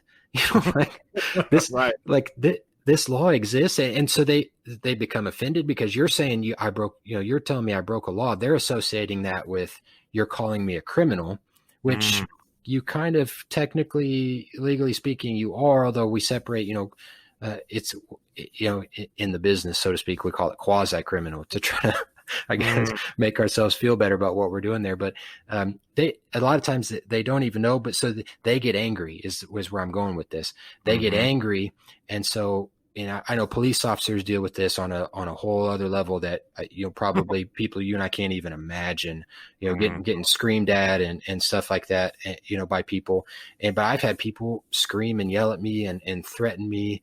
And when somebody is being that aggressive and that angry, it takes a lot of discipline to settle yourself and kind of center yourself and say, hey, I don't know what this person's going through. I don't know what kind of morning they had. I don't know what kind of afternoon they had, and try to have that empathy of putting yourself in their position. They're finding out some information that's really not that pleasant. Although for you as the administrator, this is what you do every day, right? And you take that for granted that this isn't the everyday for them. They don't do this every day like you do. Putting yourself in their position and really trying to just say, hey, I'm going to let their behavior go, no matter how rude they're being. And there's certain lines, you can't let people cross. But, say, they're angry and they're yelling and they're screaming. I'm not going to change my behavior. I'm still going to remain focused on what can I do to help this person, right? And unfortunately, not everybody has that ability or has developed that capacity. And so somebody gets angry at them, their inclination is to get angry back. Right. And when you're in public administration and you're doing something like law enforcement, it happens, somebody pisses you off, and I've seen it happen and I've done it myself. Somebody makes you extremely angry and you've got some discretion you can exercise there. You might exercise that discretion in a way that, gets them just a little bit extra. Right. Whereas maybe you could have been a little bit more lenient. You're not because they yelled at you, or because you see them coming at the door and you make some assumption about who they are and what they're like, and it happens at every level. And to what you're saying, having a level of empathy, because the number of times where I just remained calm and then later found out, just some of the tragedy and some of the really unfortunate situations that some people are in that fortunately I've not had to experience. I've been very fortunate in my life up to this point to not be subjected to a ton of tragedy and instability in my own personal life. But the more I've learned about other people and some of the situations that other people do have to go through and have gone through, it helps you have that level of empathy. But you don't get that when you're interacting with somebody, initially. And that's what most government interactions are, is you're probably interacting with that person for the first time, or even if it's for the 12th time or the 20th time, your interactions are still minimal, and Right. I always found it helpful to just maintain this mindset of, my job is to help this person, right? No matter what they did or what they're doing, or whether what their tone of voice is or what they look like, my job is to help them. Right. Mm-hmm. And there's certain things that just have to happen. There's certain lines that we can't cross here, certain things that are going to have to happen. But whenever I took that approach, I always found that the person, even if they had been yelling and screaming and threatening, that they appreciated that. Right. And Mm-hmm. I always got better results that way. Because like I said, for years I did it the wrong way, and then for years I did it the right way. And I got the results were so much better just being more patient and being more empathetic and pushing those envelopes like I was doing it, even though it made some other people uncomfortable. The results and the outcomes were so much better. And the trust was so much better, and it actually made things happen in the direction that was the original intent of whatever that law was in the first place. Right. Mm-hmm. And that's where it all goes wrong, is you've got these laws with good intentions, but the way we administrate them, it ends up being really, really counterproductive. Right. But if you get a little creative with it and you have some more compassion and some more empathy, you can make it go in the right way. And that's kind of the art of doing a public administration, which is may or may not be one of the nerdier things I've said on this whole podcast to this point, that there's an art of public administration, but there is. It's no different than anything else. You were talking about that Aaron Hernandez, that Dennis Rodman 30 for 30 struck me as the same way. I grew up as a kid watching the Bulls, and Mike, I had a cousin that I was really, really close with. We were like brothers, and we grew up watching Jordan and Pippen and Paxson and Rodman, and we were big fans. And so that's what, every time we were together, that's what we pretend played, right? We'd go out in the driveway or in my grandma's basement, and we'd play, and we were either Jordan or Pippen. And we had to switch, because eventually the other one would get mad, like, hey, I want to be Jordan now, right? Right. So, but if you were shooting a three, you were always John Paxson, of course. Right? So we would play these pretend games, but we took a liking to Dennis Rodman. I don't think our parents probably would have liked that, but we became like these huge Dennis Rodman fans, kind of on the deal. We just thought he was super interesting. But this whole time, my whole life, even though I thought he was interesting and thought he was cool and kind of rebellious, I always kind of had this idea of what made him act the way that he did. That after watching that 30 for 30, I was like, wow, I couldn't have been more wrong about what was clearly driving a lot of his behavior, and I think a lot of people looked at Dennis Rodman then, and probably still do now, and think, well, that guy, he just wanted to be super flashy. Like, he just couldn't take it if he wasn't, all the cameras weren't on him or something like that. Or he just had to be the rebel and do something outrageous. But when you've got more information about what somebody has been through, and, especially early in life, it really causes you to think more about, wow, like, it can't be easy being Dennis Rodman, to come up the way he came up through his childhood, and then, then all of a sudden be in the NBA, and being surrounded by, all this attention. And, it just, that really, really struck me, just like you were saying about the Aaron Hernandez situation, just how, it's so easy to draw these assumptions and conclusions about, well, I see their behavior on TV or wherever, so it must be driven by X. And maybe sometimes it is. Right. But I think we'd all be shocked at how many times it isn't, how many times it's so much more complex than we can probably possibly imagine. Yeah, well, I think, to call it a conspiracy is probably the wrong word, because it doesn't involve multiple people, but it's kind of like, Dennis Rodman's a good example. Mike Tyson is another good example, at least older, younger Mike Tyson. Recently, he's actually become a lot more reasonable, which is surprising. But anyway, like, it's easy to think like, oh, this is all premeditated. You know? Oh, Dennis Rodman always wants to be the center of attention, so he has hatched this scheme and it's like, there's no scheme, dog. Like, yeah, right. Like, it may be that he wants attention because he needs to fulfill some, maybe even subconscious need for it, but it's not because he's going back to the master planning room every night and being like, well, let's see, tomorrow dye my hair green. Like, no, it's not that at all. Or Tyson or anything. It's not like Mike Tyson was like, I'm going to get a tiger so people will think a certain, like, no, he's just, he's just doing. Right. Yeah. Right.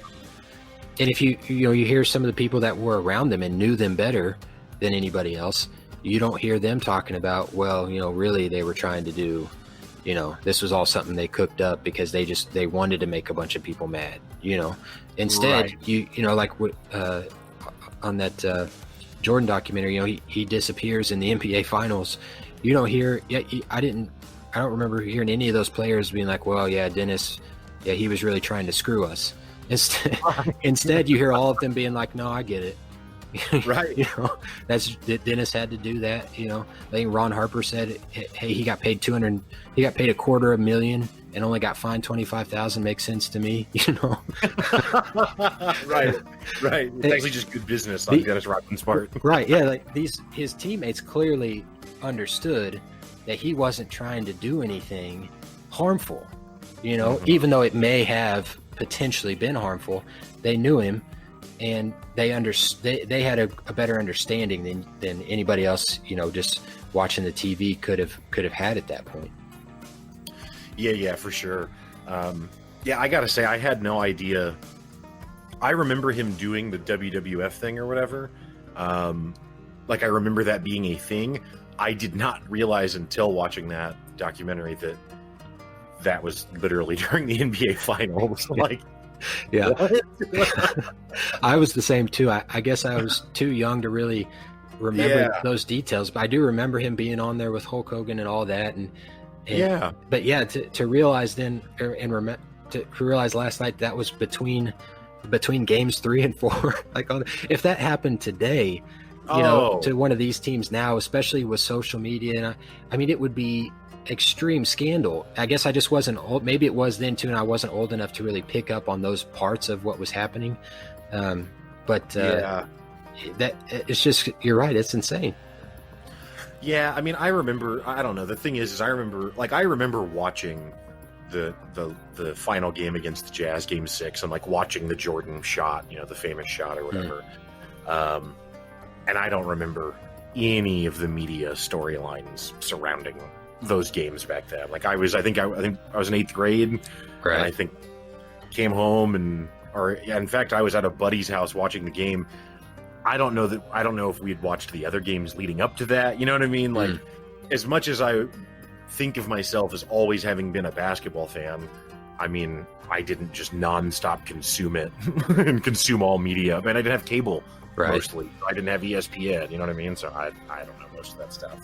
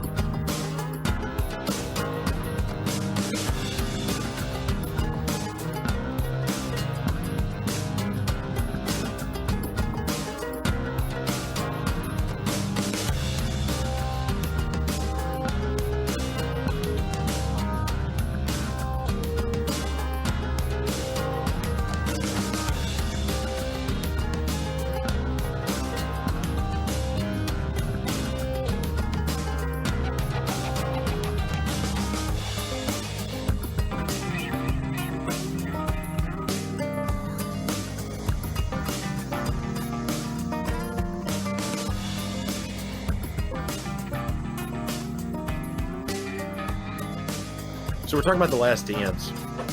Are you someone who consumes a lot of basketball documentary stuff now? Like, is that the primary thing you've watched, or do you watch other sports docs, I guess? Maybe a better way to say it. Yeah, I'll watch other ones if it's something that really piques my interest, because it's something I'm familiar with, or the commercials really grab me for some reason. But I'm mostly a basketball fan, which wasn't that transpired mostly later in life for me. But I became a huge NBA fan in college, and I've been a huge NBA fan ever since. I had a roommate in grad school that was he was a big time NBA fan. And so it was just on TV constant. And so, that was when the Suns had Steve Nash and Amar Stoudemire, Sean Marion, and their style of offense. I didn't grow up playing competitive basketball. So I grew up playing basketball, but in the driveway, just playing around. I didn't really understand the game, but watching that Suns team, because they were on TV all the time because they were good. So they seemed to be on every time I walked into the living room, and I just became engrossed by it. I mean, I couldn't get enough of it, and it made me want to study the game more. Watching Steve Nash as a point guard, it kind of, I'd say it kind of inspired me to, I want to watch more of this. And so, ever since then, I've just become a huge NBA fan. So that's mostly what I focus on. Yeah. I'm the same way. I've never been a college basketball fan, really. Me and sports are kind of weird anyway. Like, I don't know if it's just because I grew up here, in Springfield, or in Missouri, even more largely, where at least with the NBA, there's no team that's local. But I'm just not really a big team guy. Like, I'm a big player guy, which I know is kind of the way that things have gone for NBA fans in the last few years, but I've been that way for most of my life. Like when I was a kid, I was a huge Allen Iverson fan, but I was never really a 76ers fan. Right. I would watch the Sixers, but that's just because Iverson was on the team. Later in life, I became a huge Kobe Bryant fan, but I'm not really necessarily a huge Lakers fan. I just like the Lakers when they had Kobe. You know what I mean? Right. And same kind of deal now. So, and I'm that way with a lot of sports. Like, I just like to watch the people who I think are elite perform. You know? I don't know. And so, especially when you get into college, like college fandom is kind of, and I'm sure many people hearing this will be like, what the F are you talking about? But I just don't really get it, because I don't care about the institutions themselves, like as the schools, and I like the talent.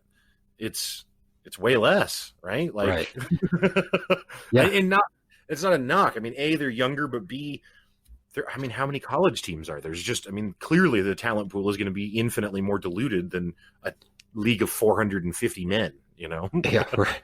It is a struggle living where we live. I remember one time it was the NBA finals were on, and my wife and I had gone out to a restaurant, and it was really busy. So we sat at the bar. I said, this is perfect because the game's going to start here after a while. So when it was time for the finals game to start, I asked the bartender, I said, hey man, can you turn the game on? And this cat looks at me, he goes, hey, Cardinals don't play tonight.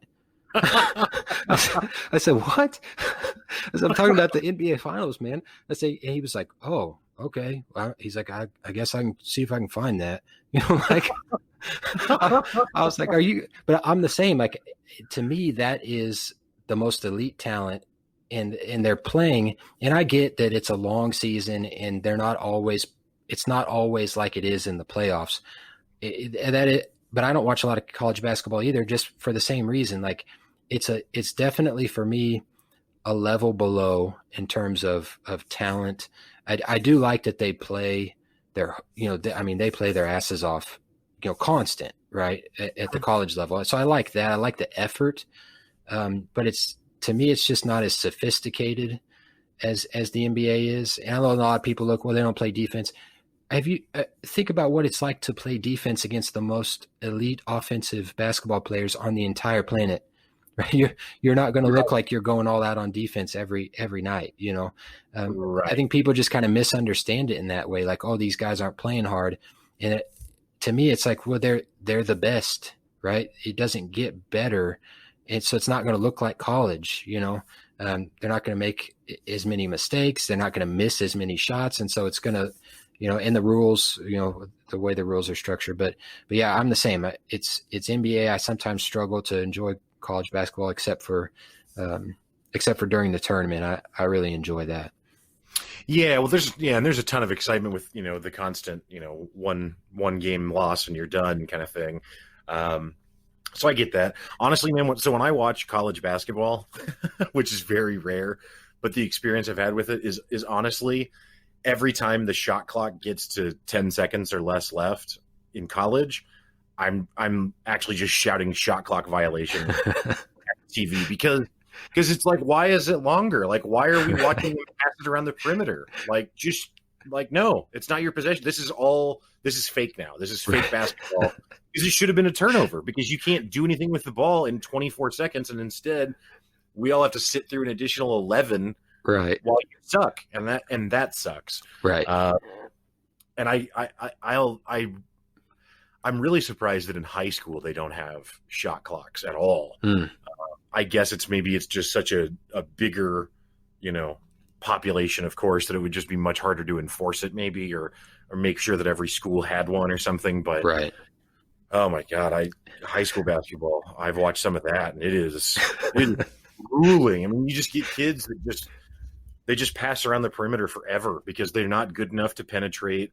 They don't understand the idea. And honestly, even if they did penetrate, the defense isn't good enough to collapse.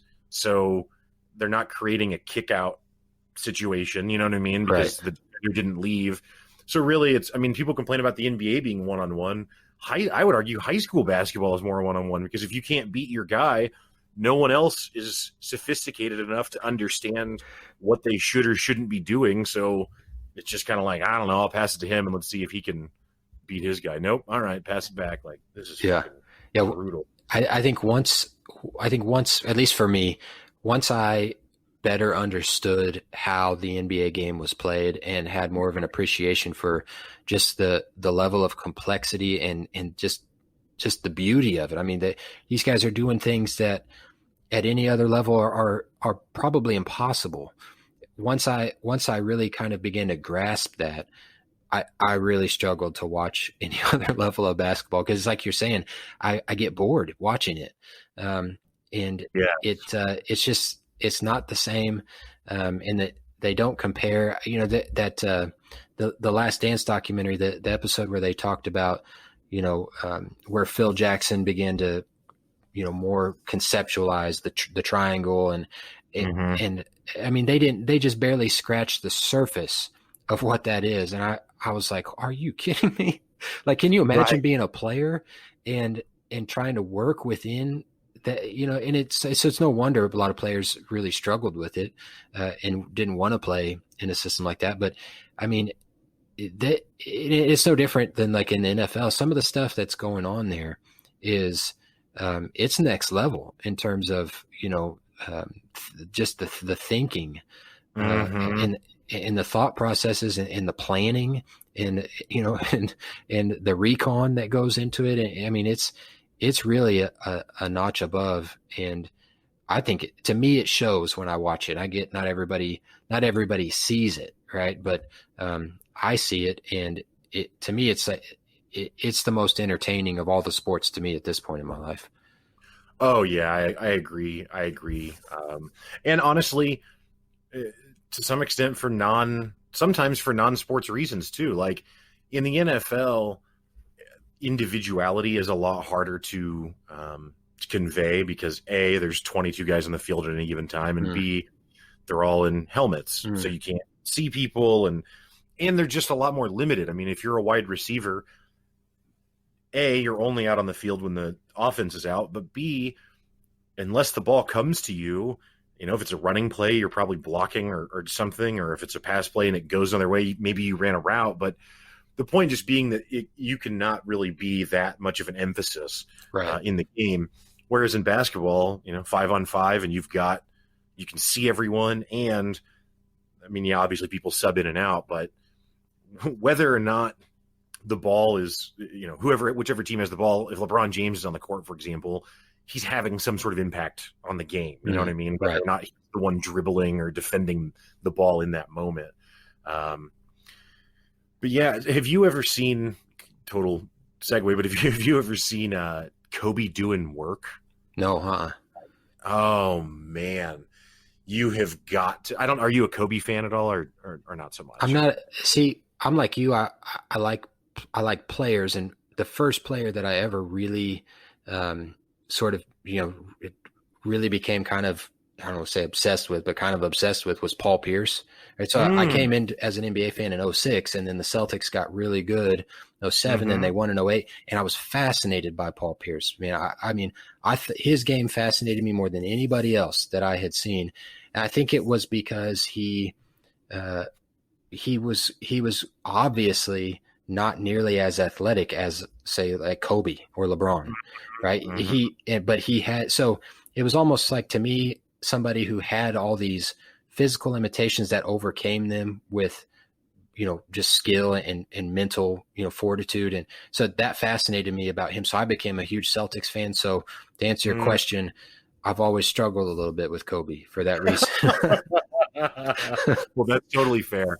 Well, I don't know if to me it's not really just because it's Kobe. So Kobe did this film in, I think it's from 2000. I think the game is from 2008.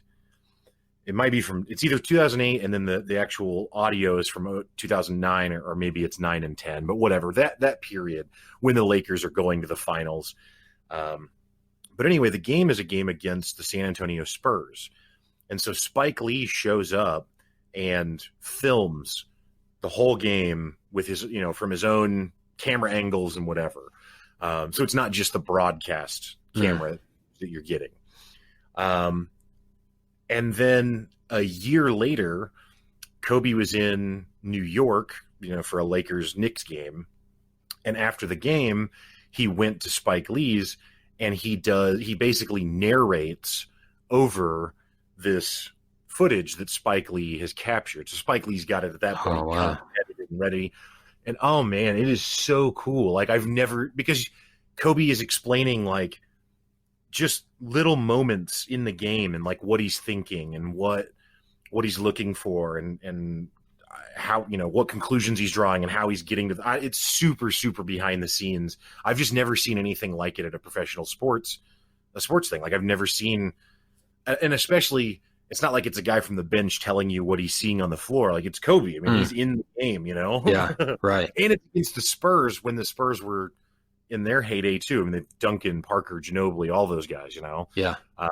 It's on YouTube. I've probably watched it, probably like 7 times throughout I probably watch it once a year. Like, it's so good. If you like the NBA and you like that inside look, despite it being Kobe, so you might have to shut it off because it is Kobe Bryant, but I would at least give it a look. No, I will definitely be watching that. It doesn't bother me that it's Kobe anymore, because I mean, the truth is he was great. He was one of those. I was shocked. I feel like they did Kobe dirty at ESPN, which I hate these things where they do the lists anyways of.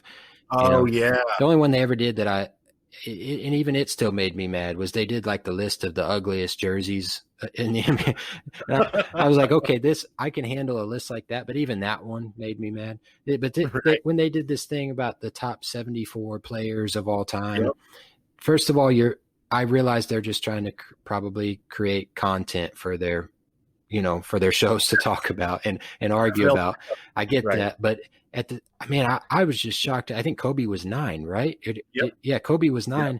To me, I don't ever hear, I don't think of Kobe as being like that. Of course, these other players that fill out that top 10 are players I'm not old enough to have watched them when they were, in their prime.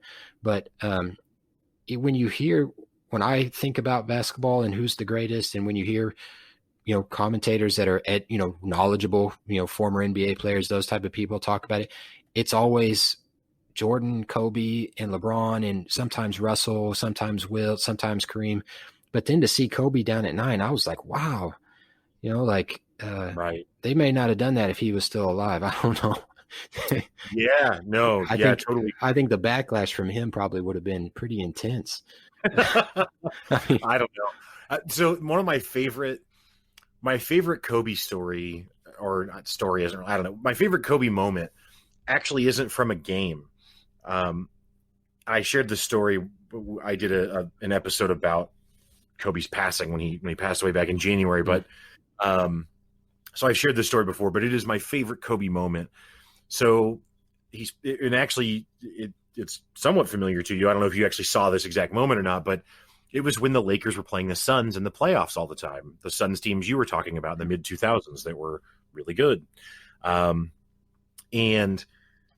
the Suns had this guy named Raja Bell, who claimed to be the Kobe stopper, at least in the media. yeah, right. And I mean, to his credit, I mean, what's he supposed to do? You know, roll over and pee on himself? I mean, he's a competitor. I get it. But anyway, so he talked all this shit about Kobe, and he was only going to score 2 points, and he wasn't going to do anything, and blah blah blah. So anyway, so they come into the locker room and they're talking to Kobe Bryant, and they ask him, and this is at like a practice or something, but anyway, they ask him, they're like, so, Raja Bell said blah blah blah. What do you have to say about that? And Kobe Bryant looks at the camera and he goes, "Who?"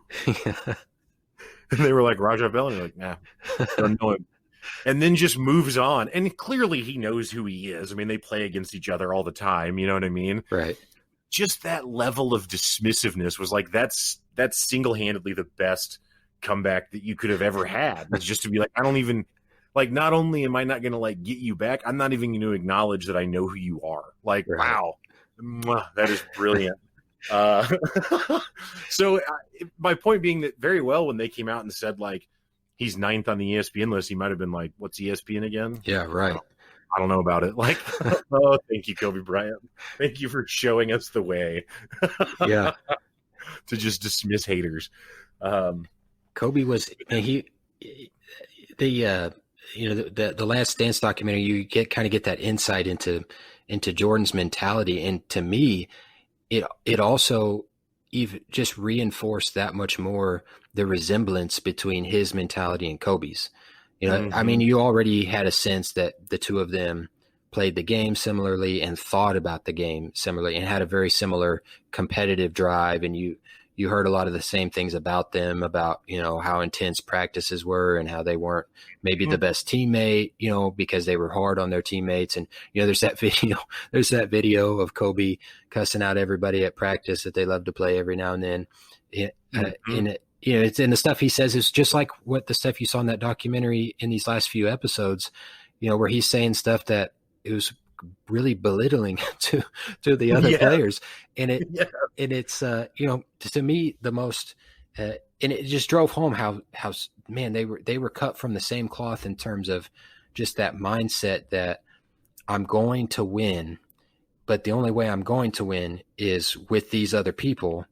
And the only way I'm going to get them to perform at a level where we guarantee that win is I've got to get them. I'm going to have to push them, because they're just the ability to recognize, first of all, that these people aren't there. Right. That's one thing, to recognize that, like, okay, we got a problem here. This person's not, that's not going to cut it. And I know what it takes, and that's not it. Right. So to identify that this person's lacking something there, and then just to have that determination that I'm going to engage in what may otherwise be viewed and perceived as, not very good behavior towards another person.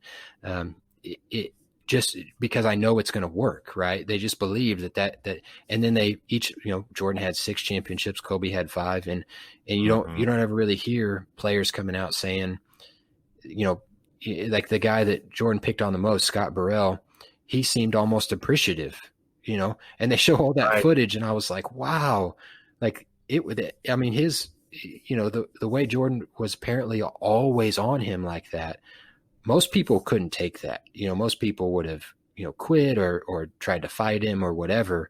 But it almost seemed like Scott Burrell was like, no, I understood that he was just trying to get me at another level. Right.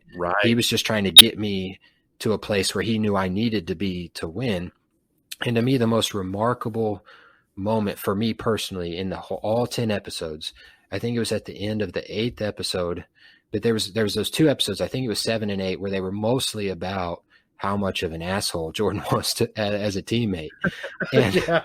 and it had all that stuff, about Scott Burrell and all that stuff in those 2 episodes, and just how the practices were so intense. And at the end of it, Jordan's talking about, he's kind of reflecting on how he treated those guys and his mindset. And I'm guessing the question must have been something to the tone of, do you regret it now? And Jordan actually starts to cry while he's answering. Yeah. And he says, if you don't want to play like that, don't play like that, or something like that. But I knew that's what it was going to take to win. And he starts to actually cry and get emotional. And I was watching it with my wife, and I said, wow, I said, that's amazing that just the thought of those practices, and just the thought of that, those moments where to him were moments of leadership, where it made him get that emotional. And my wife was like, well, sure, he was a huge jerk. Like, yeah, he's probably crying because he regrets it, like he probably feels bad now later in life that he was so hard on those guys. And I'm not saying my wife is wrong. Maybe she's right. Only Michael Jordan knows. To me, when I saw him crying, I was like, to me, it struck me as, this guy's so emotional because he is proud that he was willing to do that. Right. Yeah. It's what it said to me was, there were probably moments all those years where he probably went back to his hotel room and thought, God, maybe I shouldn't have done that. Right. Where he felt like conflicted about how hard he was on these guys. I think it's hard for somebody to be, that hard on other people. It's the same way it's hard to supervise people when you've got to, in the workplace, when you've got to, correct them and tell them they got to start behaving differently. Right. It's hard to do that to people.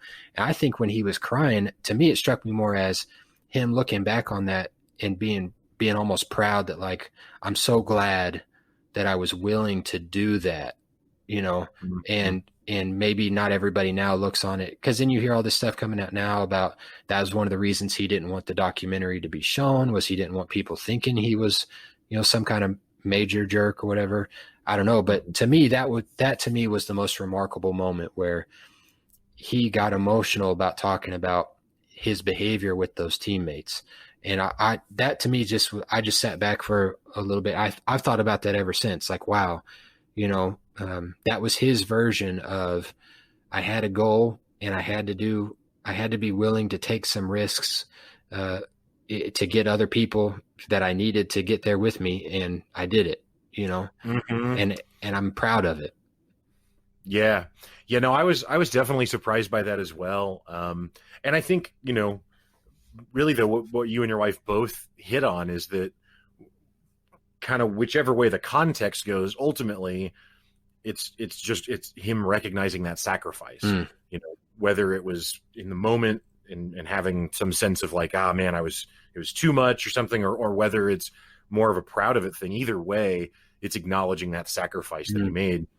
And that's the sacrifice that, I think when people, I'll just say me, not even people, like when I was a kid and I used to, I played basketball and had some very loose aspiration that maybe I would play basketball later in life. And, I always thought when people talked about sacrifice, it was just like you spent a lot of time playing basketball and like working out diligently or something, you know what I mean? Right. But that's totally a part of it, but that's like the first layer of the onion, like it goes so much farther where, I think to what you're speaking to, it's almost like sacrificing, the capacity to be just like buddies with someone. Yeah. Because you need to take them in a different place so you can accomplish something else together. And I think for Jordan, comparing Jordan and Kobe, again, I know neither person and only know the persona that they crafted. And now having this behind the scenes look at Jordan is maybe more than we've ever gotten with Kobe. But like Kobe has always come across to me as someone who is actually just kind of a loner person. Not that he only wants to be alone, but like he grew up in Italy until he was 12 or 13. Right. And then came to the States and didn't really know a whole bunch of people. Was an 18-year-old kid in the NBA and didn't hang out with his teammates because he wasn't old enough to go do the things they were doing, just literally. He's not 21, Right. And is always just kind of this loner personality, didn't drive, obviously ultimately led to what happened this year, but flew a helicopter everywhere so he could minimize his time traveling and just get to practice or the game and then be back at home with his family. And Jordan is not that guy. Like, Jordan is much more gregarious and friendly, and like Jordan is playing. I mean, he's gambling with his security guys about who can throw a penny off a wall. Right. You know what I mean? Like, what? Right. And like, I don't know that there's those kinds of moments with Kobe in the same way. Yeah. So my point being that, like, I think for Jordan, it was maybe even a more significant sacrifice to behave that way and interact that way, because at his core, he's actually a dude who just wants to hang out with people. Yeah. More extroverted. Right. Yeah. So it's even more challenging, even more of a sacrifice. Whereas like with Kobe, I don't know. And again, purely speculative, I don't know that it was as hard for him to come into the Lakers practice and tell them all they're soft like Charmin. Because outside of a handful of those guys, I don't actually think he really did have that deep a connection with them. Like, yeah, some of the teammates like a Ron Artest, a Lamar Odom, Derek Fisher, certainly. But, when Jeremy Lin was there for a season or Carlos Boozer, like, does Kobe really care that much? Like, right. I don't know. Right. I don't know. It's fascinating, man. It's fascinating to think about, just the stuff that they accomplished and to have some sense of, if you've ever competed in anything, to have some sense of, mentally what that's like, right? To compete and to really want to win something that bad. And then to see somebody that has won so much at the highest level, it's fascinating to just, for me anyways, to just have that insight into, what's really going on in there, what was kind of the method to that madness. And, to me, it's almost like just a study of people. I mean, it's about basketball too, and that's entertaining too. But it's also just so fascinating to see, like, because to them, it was their life. Like, that's what they were doing. To us, it's basketball on TV, but to them, that's what they were doing. Like every day, and it's just crazy. Yeah, I mean, honestly, though, I've said, because I've tried to understand my my interest in sports, because I'm not a team guy, so it's not that. It's not a heritage of me, because me and my family always watched the Bears every Sunday, or none or the Chiefs, I guess would be more applicable here, but nothing like that. And yeah, I played sports as a kid and even played competitive sports all through high school and stuff. But honestly, especially in reflecting now, I think that was much more of a social outlet for me than it was a thing where I just love the game so much, But anyway, I guess where I'm trying to go with it is that, like, in trying to understand why I like it, and again, I don't, I want to watch professional sports mostly, right? Not college. I think that I just am interested to see people perform at a really high level at something. And sports is an avenue for that. But if we had a TV show that was like CEOs and the decisions that they're making and how they're making those decisions, and not just CEOs, but whatever, high level people, decision makers like that, I'd probably think that was really interesting too. Right.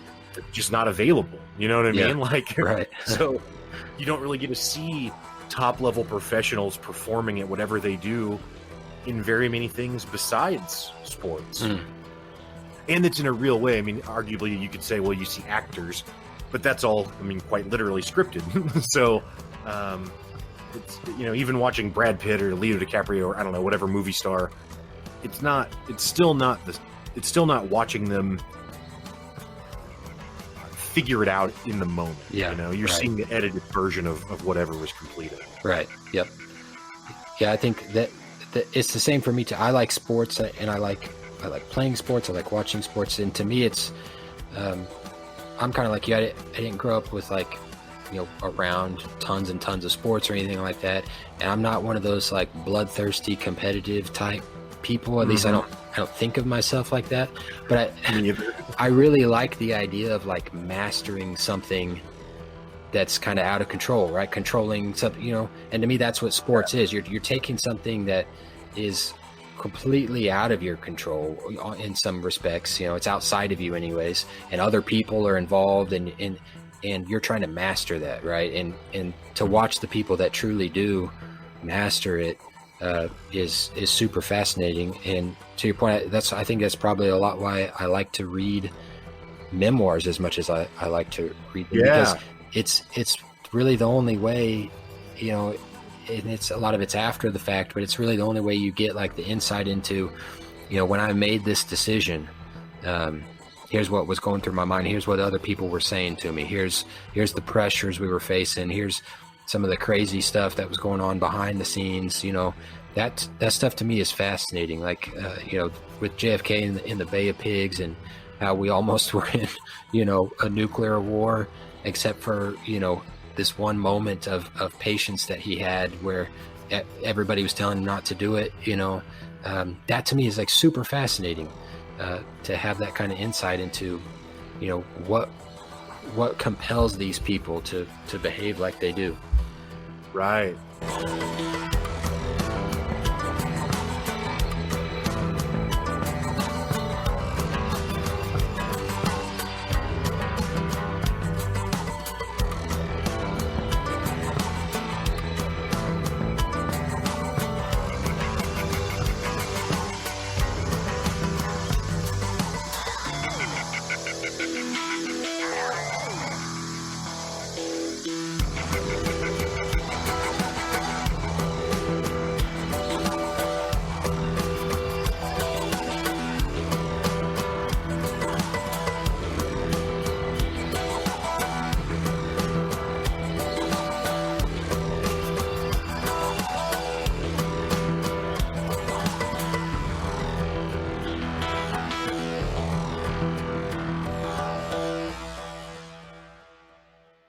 I definitely, in the last several years, have found myself reading more nonfiction than fiction. But I've been reading stuff like, some, self-help / personal development stuff, but then like Malcolm Gladwell, or Michael Lewis. That's not really personal development in any way, but is, again, nonfiction. But I've never read a memoir. Do you have a suggestion for like, what's your favorite memoir that you've read? Oh, any presidential memoir, I think will fascinate you.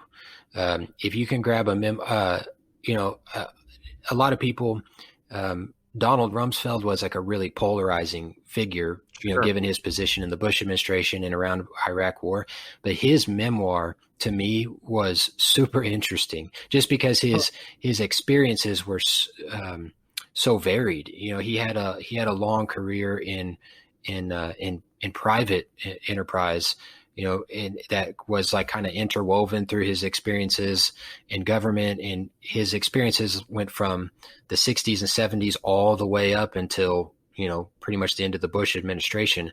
So just that amount of content and material, and you never really know, but it seemed like in his memoir, he was being fairly forthcoming, and admitting to mistakes that he made, in all those times. I would say, of all of them I read, maybe his was the most just interesting from the perspective of it felt like he was divulging a lot of his, thinking. Like, here's what I was thinking at that moment. And that probably a lot of that could be he was like a super meticulous, like, record keeper.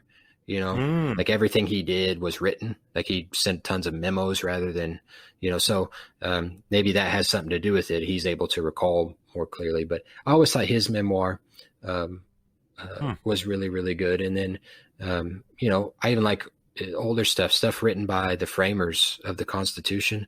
All that stuff is super interesting too, just to have the insight of like what was really going on in their heads. Like those are people, talk about like giving people, attributing abilities to people that they didn't really have.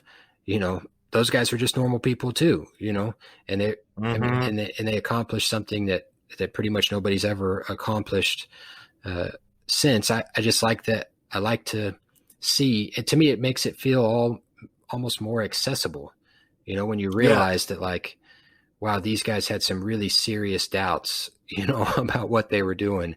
And they had tons of questions that they weren't really sure what the answers were, but in most cases, what I've always been fascinated with is they always seem to have, maybe what separates them was they always seem to have a pretty solid set of guiding principles that they were going to adhere to no matter what. And they had apparently selected the right principles in most cases because it guided them to tremendous successes.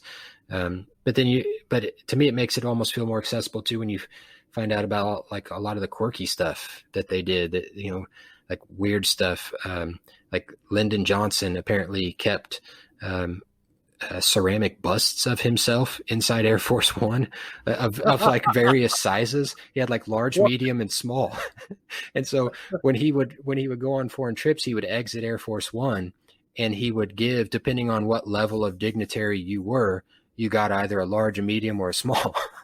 And it even got to the point where they had to approach him and say, "Hey, these ceramic busts are getting really expensive. We're going to have to switch to plastic." I mean, just to think about, like, this guy was president of the United States, an extremely intelligent guy. If you ever listen to, a lot of these tapes now of him and Nixon, they were recorded all the time in the Oval Office. And so now these tapes you can listen to online.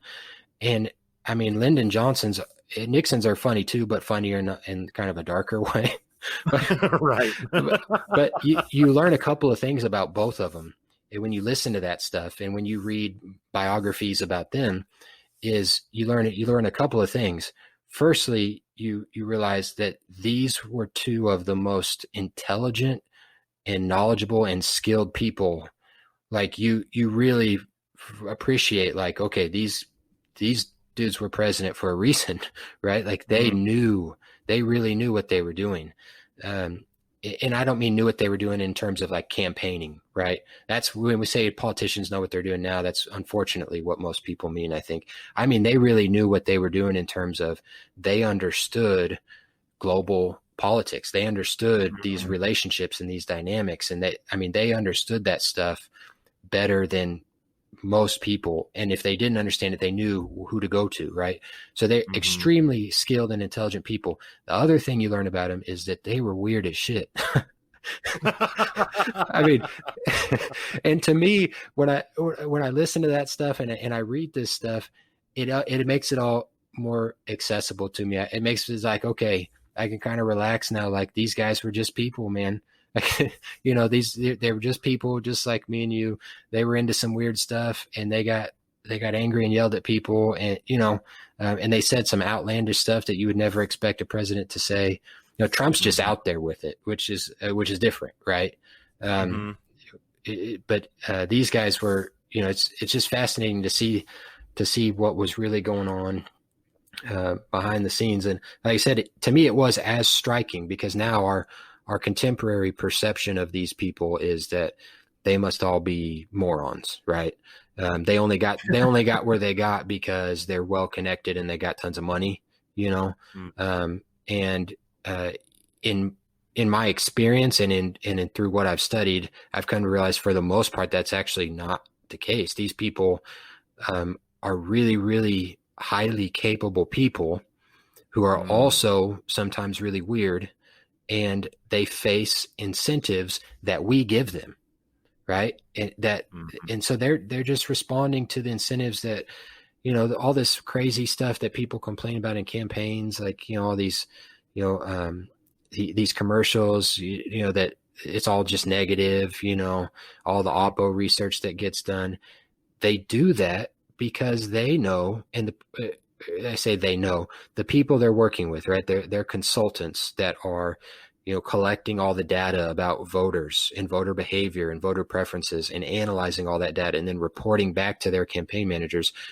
All that stuff is coming back to them in the form of do more of that, right?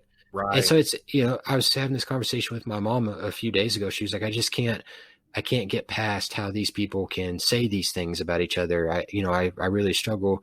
And I'm like, Mom, you got to understand that you can't identify these people with that particular behavior. I know it's hard not to, but they're doing what they're being told, and what they know from past experiences actually works because voters actually respond to it.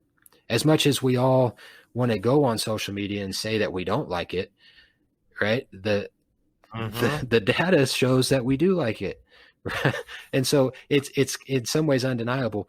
I think what's needed is somebody who is willing to run a campaign and say, hey, I appreciate that all this data is revealing to us ways that we can manipulate people successfully, right? And we know it will work.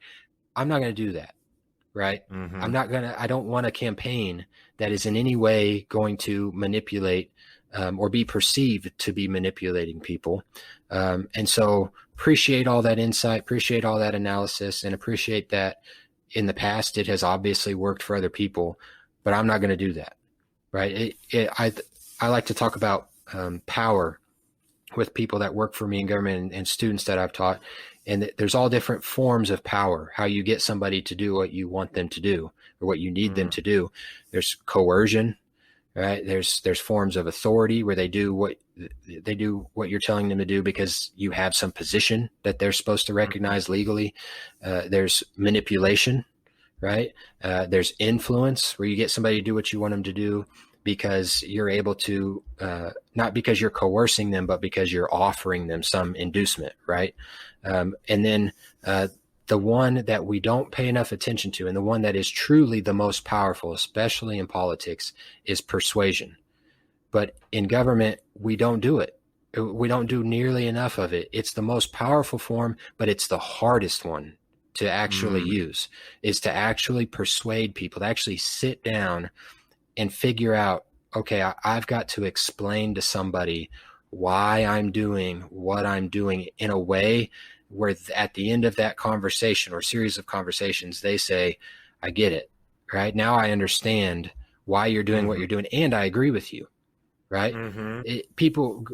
Politicians and just people in government have largely given up on that in my experience, because it's just so hard. It's so difficult. And it seems like such a big problem. How are you going to convince thousands or potentially even millions of people? How are you going to persuade that many people? They say, I'm sure when I talk about stuff like this, people are like, this guy's naive. You can't. That's why I say you got to focus on what you can do, which is that individual interaction. Right? You've got to get the people that are at that street level to be persuasive, because in government's different than any other organization on the planet.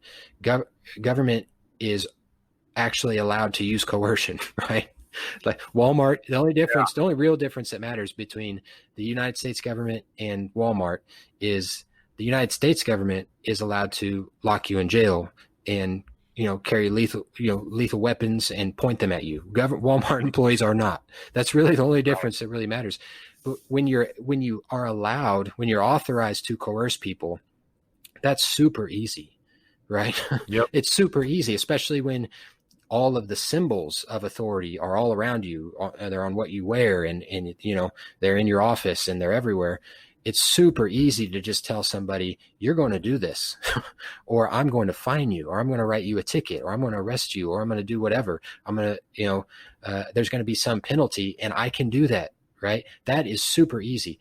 And it's super ineffective at the same time, right? You get somebody to change their behavior once, and that's it. What else you get is mostly just people who, after that experience, no longer trust you, right? They don't understand probably why you did what you did. All they know is that they experienced something negative and penalizing and punitive. And probably they have a sense that it wasn't fair because nobody took the time to sit down with them and explain it to them, because that's the real hard work. But it's in the process of being persuasive and putting that coercive, even though you can do it. That's why I always tell people that work for me, like, hey, if we have to coerce somebody, we can. It's easy, right? We can always do that. If push comes to shove and coercion is really the only thing that's going to work, We can always do that, right? And it's going to be probably super easy, but it's going to be our last resort, right? We're going to take time and invest in people and try to persuade them that they can't keep behaving in that way. And get them to understand here's why, right? Here's why that's harmful to you or to the people around you or to both. And if you can do that, it's a huge success. And they won't just change their behavior that once, or they won't just change their behavior while they think somebody's watching. They'll change their behavior permanently because they're persuaded to the idea of it. Right. And so that's where you really win, but it's harder. And the coercion is so much easier, and it's just become so normal that's mostly what you see, and that's mostly what you experience. That has a lot to do with, in my opinion, the erosion of trust that has gone on. But it doesn't make the government workers, like I said, bad people. They're doing their jobs efficiently, and it's because they're being told to do their jobs efficiently. If they're being measured on how efficiently they're doing it, what's the most efficient way to get people to do what you want them to do? It's force them, right? It's to coerce them into doing it. And when all the incentives you face to keep your job are to be efficient, that's going to be the tool you reach for more often than not. That's where. So when I'm saying when you give people better incentives, when you give them more incentives.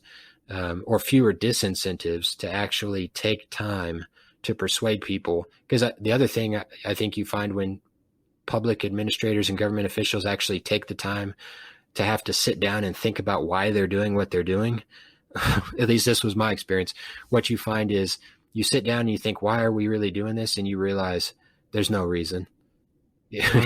There's just not a good reason. Maybe there was a long time ago. Laws last forever. A lot of the laws that are, especially in planning and zoning, they're usually from the 40s or 50s. Nobody even thinks twice about these days, like, why are we still doing this? But if you're forced to sit down and have to explain it to somebody, and you're humble enough to receive their feedback about that, hey, that still makes no sense. I arrived at many, many times the conclusion that this regulation is pointless. Why are we doing this? It's not helping, clearly. If I can't, I'm the expert, right? I'm the guy that does this every single day and has been doing it for years. If I can't figure out a way that this helps somebody, I'm pretty sure nobody can, right? And so we need to really seriously consider whether we want to keep doing this. So it's good from an enforcement standpoint, and it's also good from a policy legislative standpoint to give people incentives to be more persuasive, and to leave coercion as that's the last thing we're going to do here, is to actually go there. But that's why I always try to stay away from using even the word enforcement. People like to code enforcement. I always like to call it code compliance. Right. We're not, because even that terminology plants the seed in people's heads of what we're here to do. Right. And that's just one option you have, and it's not a very good option. It is ultimately what I found. But I mean, this is going to be a very silly example because it's probably the lowest level that you could possibly come up with, or I could possibly come up with. But somewhere where I've seen kind of what you're talking about now, it's structured, the structure of it changed. But so if you look at the DMV, going to the DMV when I was 16, 18, I don't know how old, but just a new driver, and up through my early to mid 20s, it was a bad experience because the employees at the DMV have, to use the word that you've used, incentives. They don't have any incentives to deliver a pleasant experience to the citizen there at the DMV, right? Instead, it's all efficiency, like you said. They're just trying to process as many as they can or whatever. And so, small courtesies like pleasantries go out the window because that doesn't further the mission. There's no incentive for it. Right. Well, and then I don't know the exact year, but within the last decade at some point, they changed it and they brought in a third-party company that now operates the DMV.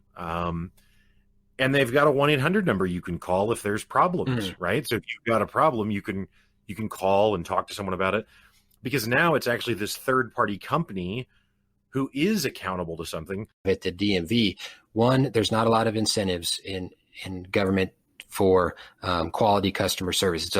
Customer satisfaction is a hard thing to measure. And government's never really had to be very good at it, right? Because, like I said, it's just when you can coerce people and you feel like, well, I got to do this anyways, right? Whether you're satisfied or not, that doesn't change the law. So providing incentives for customer satisfaction has not really always been a high priority for government to begin with. Two, you're dealing with people who are emotionally and mentally worn down by dealing with repeated instances of people being mad at them, and some of those people lashing out at them, right? And then the third thing is, which is the reason why those people are frequently so mad at them, is because those people, the reason they get mad is because they go to the DMV, maybe they're missing a document, right? Or they want something, I need an exception, or is there any way you can speed this up? Or, oh, I forgot this, and in their minds, they're thinking, this shouldn't really matter. Like, why do I need to bring 3 forms of identity? I'm obviously who I am, or whatever the case is, right? To them, it seems like this is such a small and stupid and insignificant thing. Why can't you, you're the government, just let it go. Like, it's obvious that I am who I am, or it's obvious that, I see the printer right there. Can't you just print me this one thing? And they're told no. And most people recognize in their minds, like, that's not right. Something that I know is easy for you to do, you're refusing to do it. Right. And that's the third thing, is these people do not feel authorized to exercise discretion, the discretion that is needed to provide a better customer satisfaction experience. Right? They don't feel like, their mindset is, I can't make any exceptions for you or for anybody else. I can't cut corners, can't do any of that, because we're dealing with the law here, right? And the law is, the law is the law. That's a big deal. And if I make an exception for you, I have to make an exception for everybody else, right? And I know so many public servants who have that mindset, and they're trained to have that mindset. We tell them to have that mindset, and it's wrong, because that's not a good way to treat people.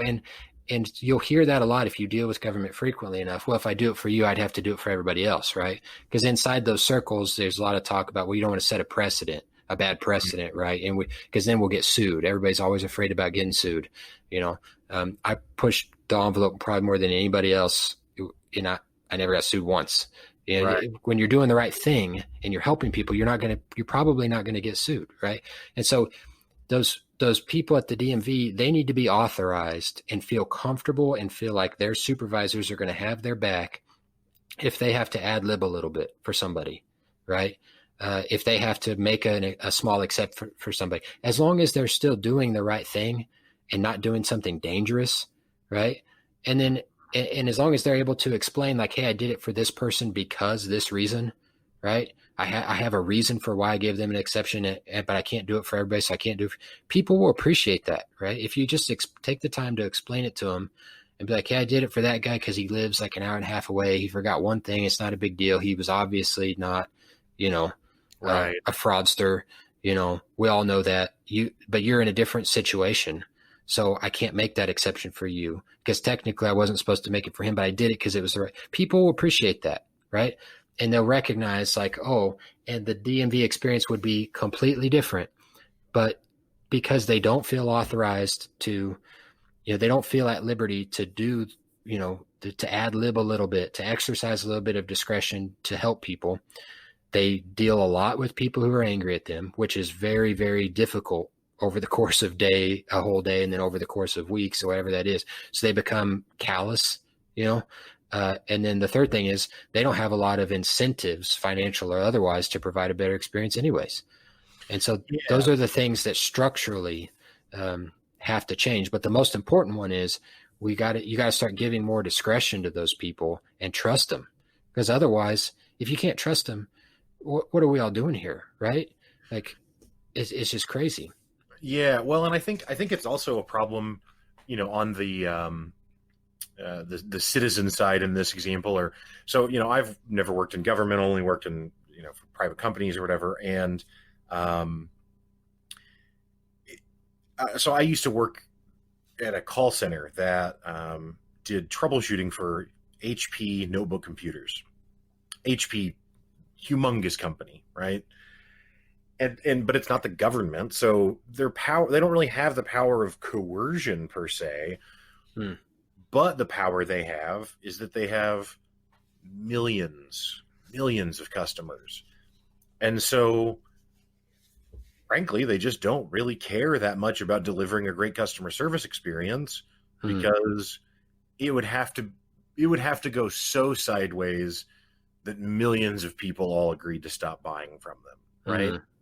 So the thing is that people will often say like, oh, well, in government, there's not accountability because you can't vote with your wallet, right? Whereas with a business, if it fails, you just don't buy it anymore, or patron, be a patron there. And now you've done damage to them, or they're accountable to that now. But that's only true up to a certain size. I mean, and obviously humongous long-standing institutions fail, like Sears. But how long has it taken? And Sears still isn't gone. You know what I mean? Right. Like, so it can be a hot one. And I think that's to some extent, and again, not that it's like a conspiratorial thing or something, but just simply that I think once an institution or an organization gets so big, whether that be private or public, government or just a company, once it gets so big, I think as an individual, it can just feel kind of helpless as to like, who do I even tell about my dissatisfaction, or not even to frame it as negatively as that, but just like, if I think that something should be different, who would I even talk to? Because who has the power to affect that change? You know what I mean? And I think that is an issue that people face when trying to understand how things could be different as well. Is how do you make someone accountable? And when I say accountable, I don't mean punish them, but just even aware that there's a situation, or a problem or an issue or whatever you want to call it. Yeah, that's interesting. And that's where you've got to have at a place like you're talking about, where it's that large, and one lost customer is nothing. That's I think where you've got to have people in leadership positions there who are willing to take a position that helping people is more important to us in this particular business and what we're all doing here than a few dollars, right? And I get, people don't always have that mindset, but I think businesses that do can be and often are very, very successful. And you can get successful the other way, but it's at what cost? It's just like that's I don't know. That's a tough one. But to your point about who would you even call to make a difference? That's a really interesting question too. A lot of people feel that way about government. Like it's not even worth. I had a bad experience, or this wasn't, something was wrong about this particular interaction, but it's not worth. What am I going to do? Right? They're not going to listen to me anyways. Right. And I think a lot of people have that mindset, and it's unfortunate because I don't think in that particular case, I don't think it's real. I think what people do is they lack a certain level of knowledge, and they don't have people that have influence, people of influence that you look at them and say, oh, well, government's corrupt because this guy that knows the mayor or whatever, he got what he wanted. Right. It's because he's this, he has this influence. It's not really like that in that sense of they know they have a relationship there. So they have that access. They don't think twice about just picking up the phone and making that call. And they know because they're either better informed, better educated, or because they know the mayor talks about how things work in government. So they know the language, and so to them, having an impact, participating in politics and having an impact is not intimidating, or I want to say it's not difficult, because they still have to make the effort. They still have to, make phone calls and do these things. But to them, they don't think twice about it, because they understand, And to them, it's just calling somebody they know, right? Mm-hmm. Why would I not? Because I know this person can actually, potentially do something about this or tell me who else I can call. And people who don't have those relationships with people that are, inside government or working in government, and they lack the knowledge or the language, they don't understand the jargon, whatever, they feel like, well, I can't call, nobody's going to listen to me.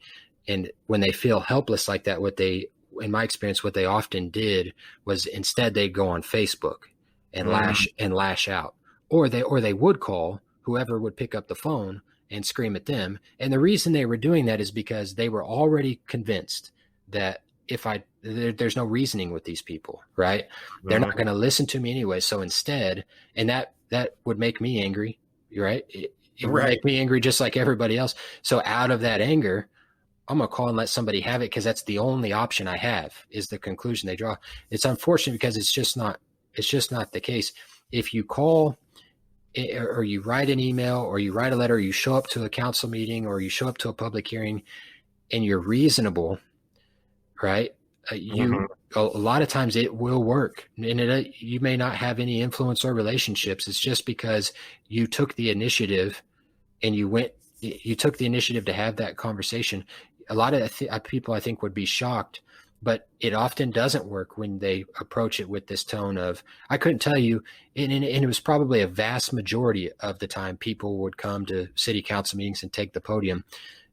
I say it's the vast majority. It happened way too often. I'll say it that way, that people would start what they were about to say by saying, well, I know you guys aren't going to do anything about this anyways, but to me, it seemed like it was the vast majority of the time. Maybe it wasn't, but it was way too often. It's like, okay, once you say that, everybody in the room just turned you off, know? So anybody who might have been inclined to help you, they're not going to now, because they're people just like you got angry. Now they're angry.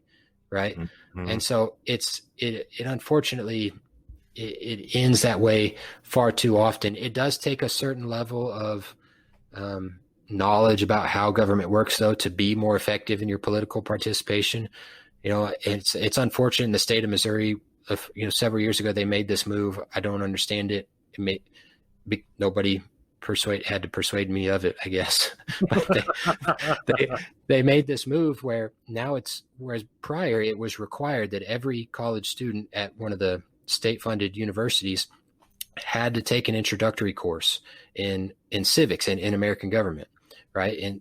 And that's a course in which you learn like basic fundamental knowledge of how political participation works, how these things are structured. So you've got a better sense of who you could call and how this all works and how legislation works. And for some reason, this has probably been 4 or 5 years ago now, they made it to where that course is now no longer required. So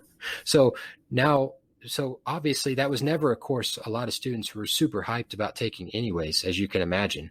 I know from experience, because I taught that course. Nobody was ever excited to take that course. So now they're just for sure not going to take it, right in the midst of everything that we've got going on as a society, and as a culture, where it's the partisanship is just, seemingly out of control. And when people need that knowledge the most, we're giving it to them less is kind of the result of that. And so, it takes initiative and it takes some knowledge. I think people would be surprised, though, if they would take that initiative, even if they didn't have the knowledge. The odds that somebody like me picks up the phone and says, hey, you clearly don't know what you're talking about, so I'm going to help you. I'm going to be your advocate since you don't know how. And that's another thing that we tell people, we stay away from that stuff in government, right? Stay away from helping people. That's not your job, because then you're being partial, right? Yeah, people view it as like, oh, you can't do it for everybody, so you shouldn't do it for anybody. Mm-hmm. That's just the mindset. And it's I get it, I guess, from a perspective of like, it is inconsistent, but it's not a good way to do government. It's just not. And there's nothing. I said I'm pretty well read in terms of the framers and the things these people were thinking when they put all this stuff together, Mhm. they were not thinking things like that. They just weren't. This is all that stuff that has come later, Right. as society has become more litigious, and as government service has now become a profession rather than what it was prior. It was thought more of like a service and a duty. Now it's an occupation. It's a career path that you go to college for. That's all very different. And so these are things we've added now that aren't healthy, and people are they're less likely than ever that if you call them to say, hey, you clearly don't know what you're doing, so I'm going to help you. I'm going to be on your side. They feel like, well, I just have to stay neutral. I'm not going to help them and I'm not going to hurt them, but by default, then you're hurting them, right? Because Right. they need information that only you have in that case. But it's I know it's interesting. It obviously fascinates me. It may be the only one. So I've got a friend that works at MoDOT or did work at MoDOT, and his wife will make fun of him anytime he tries to bring up that work because to her it's boring, civil engineering or whatever. And man, I'm just so fascinated by it because I had no idea the level of detail and scrutiny that went into like determining what materials are used to make the asphalt that they make the roads with. You know what I mean? Or like, Right. like here, there's a thing called a diverging diamond. That's basically just a way to get on and off the highway, right? That we've had here now for, I don't know, a decade, or not quite, I guess, probably 6 or 7 years, but whatever. I love it. I was so impressed with it when it came in because it's so much more stress-free way to get on and off the highway than like the old cloverleaf systems, which were, I mean, death-defying. I can't believe that it wasn't just wreck after wreck constantly, Right. But anyway, and so like I was like, well, I don't understand why every highway interchange isn't this diverging diamond thing.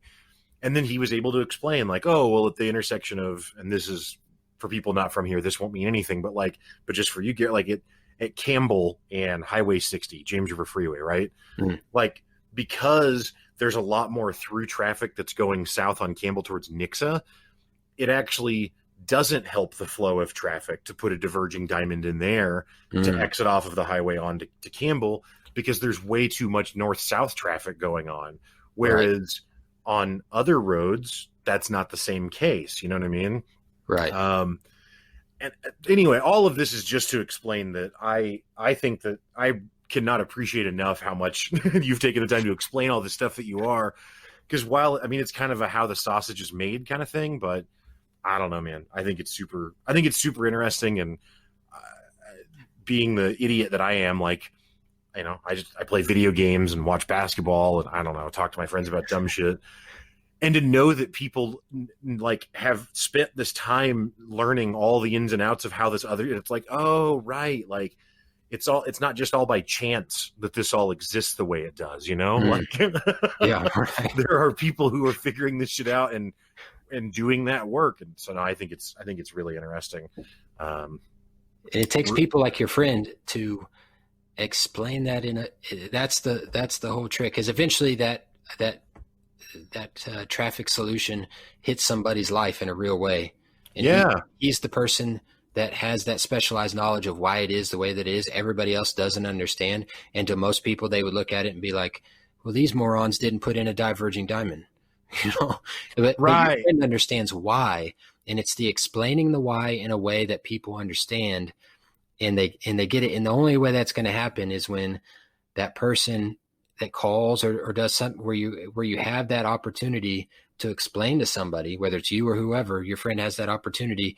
And I get his, what he would probably say is maybe he gets discouraged from doing that because it's super nerdy, or like he's saying, his wife is like, stop talking about that. Nobody cares. Trust me, I get that, but you can't. People need to know, and if you don't stop over time, and I don't claim to be there at all. That's one thing I learned teaching was initially I was terrible about explaining this stuff to people in a way where they cared. You've got to activate their interest somehow, and you can't go in there being super nerdy all the time.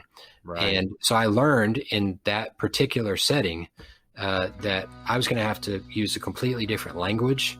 I was going to have to talk about completely different topics, and as I began to transform the way I talk to people, I started to have a lot more impact.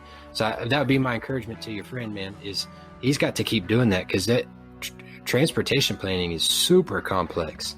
Right. That stuff is, and people do get really worked up about that because it causes them maybe a longer drive to work. But what they may not understand is that extra few minutes, which to them seems like the biggest thing in the world, probably is that way because it's going to save. They know that it's going to save on average maybe a dozen people's lives a year. Like a few minutes extra to work is not a big deal when you understand that, right? Mm-hmm. Because the truth is, the diverging diamond is so useful because people really were dying in those clover leaf deals, man. Yes. It feels like you're going to die, and the reason it does is because there's a pretty good chance you will. Right. Yeah. No. I mean, there were some highway junctions that I just straight up wouldn't use. It's like, nah, I'm not going to do that. I'll just go up down the road and get off the highway a little bit later because it's just too crazy. Like, yeah, it's just too crazy. It is pretty insane.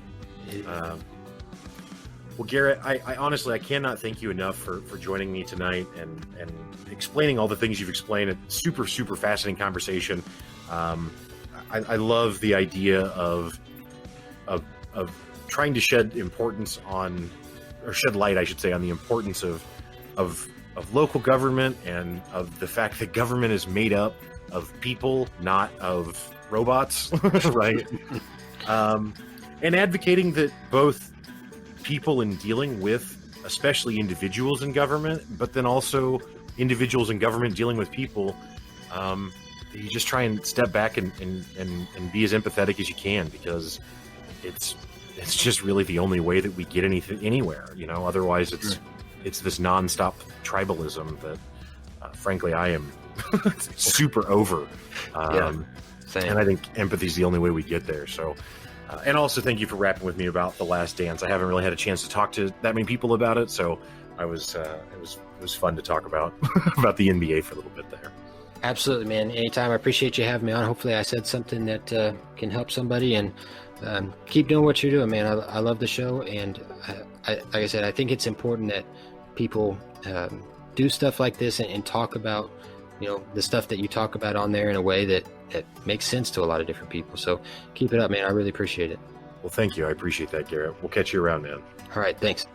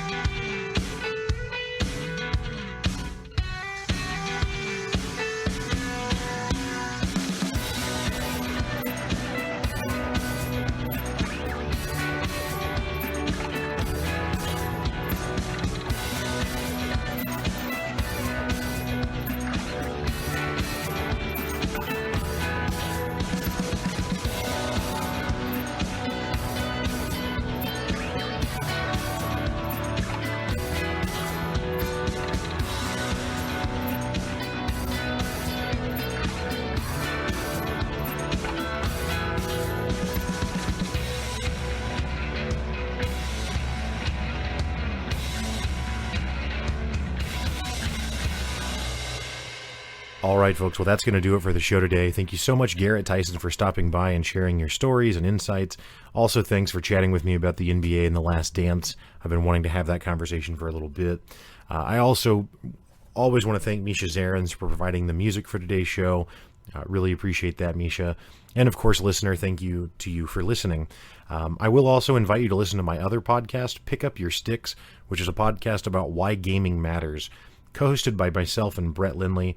Pick Up Your Sticks looks at video games, but instead of just looking at news and reviews and current events, of which we certainly do, we also try and look at the emotional connection to gaming and why we think it really matters and why we think it's important. You can listen to Pick Up Your Sticks anywhere you find podcasts, so wherever you're listening to The Walkshow from, you should be able to find Pick Up Your Sticks there as well. As always, thanks again for everything. Have a great week. Stay up.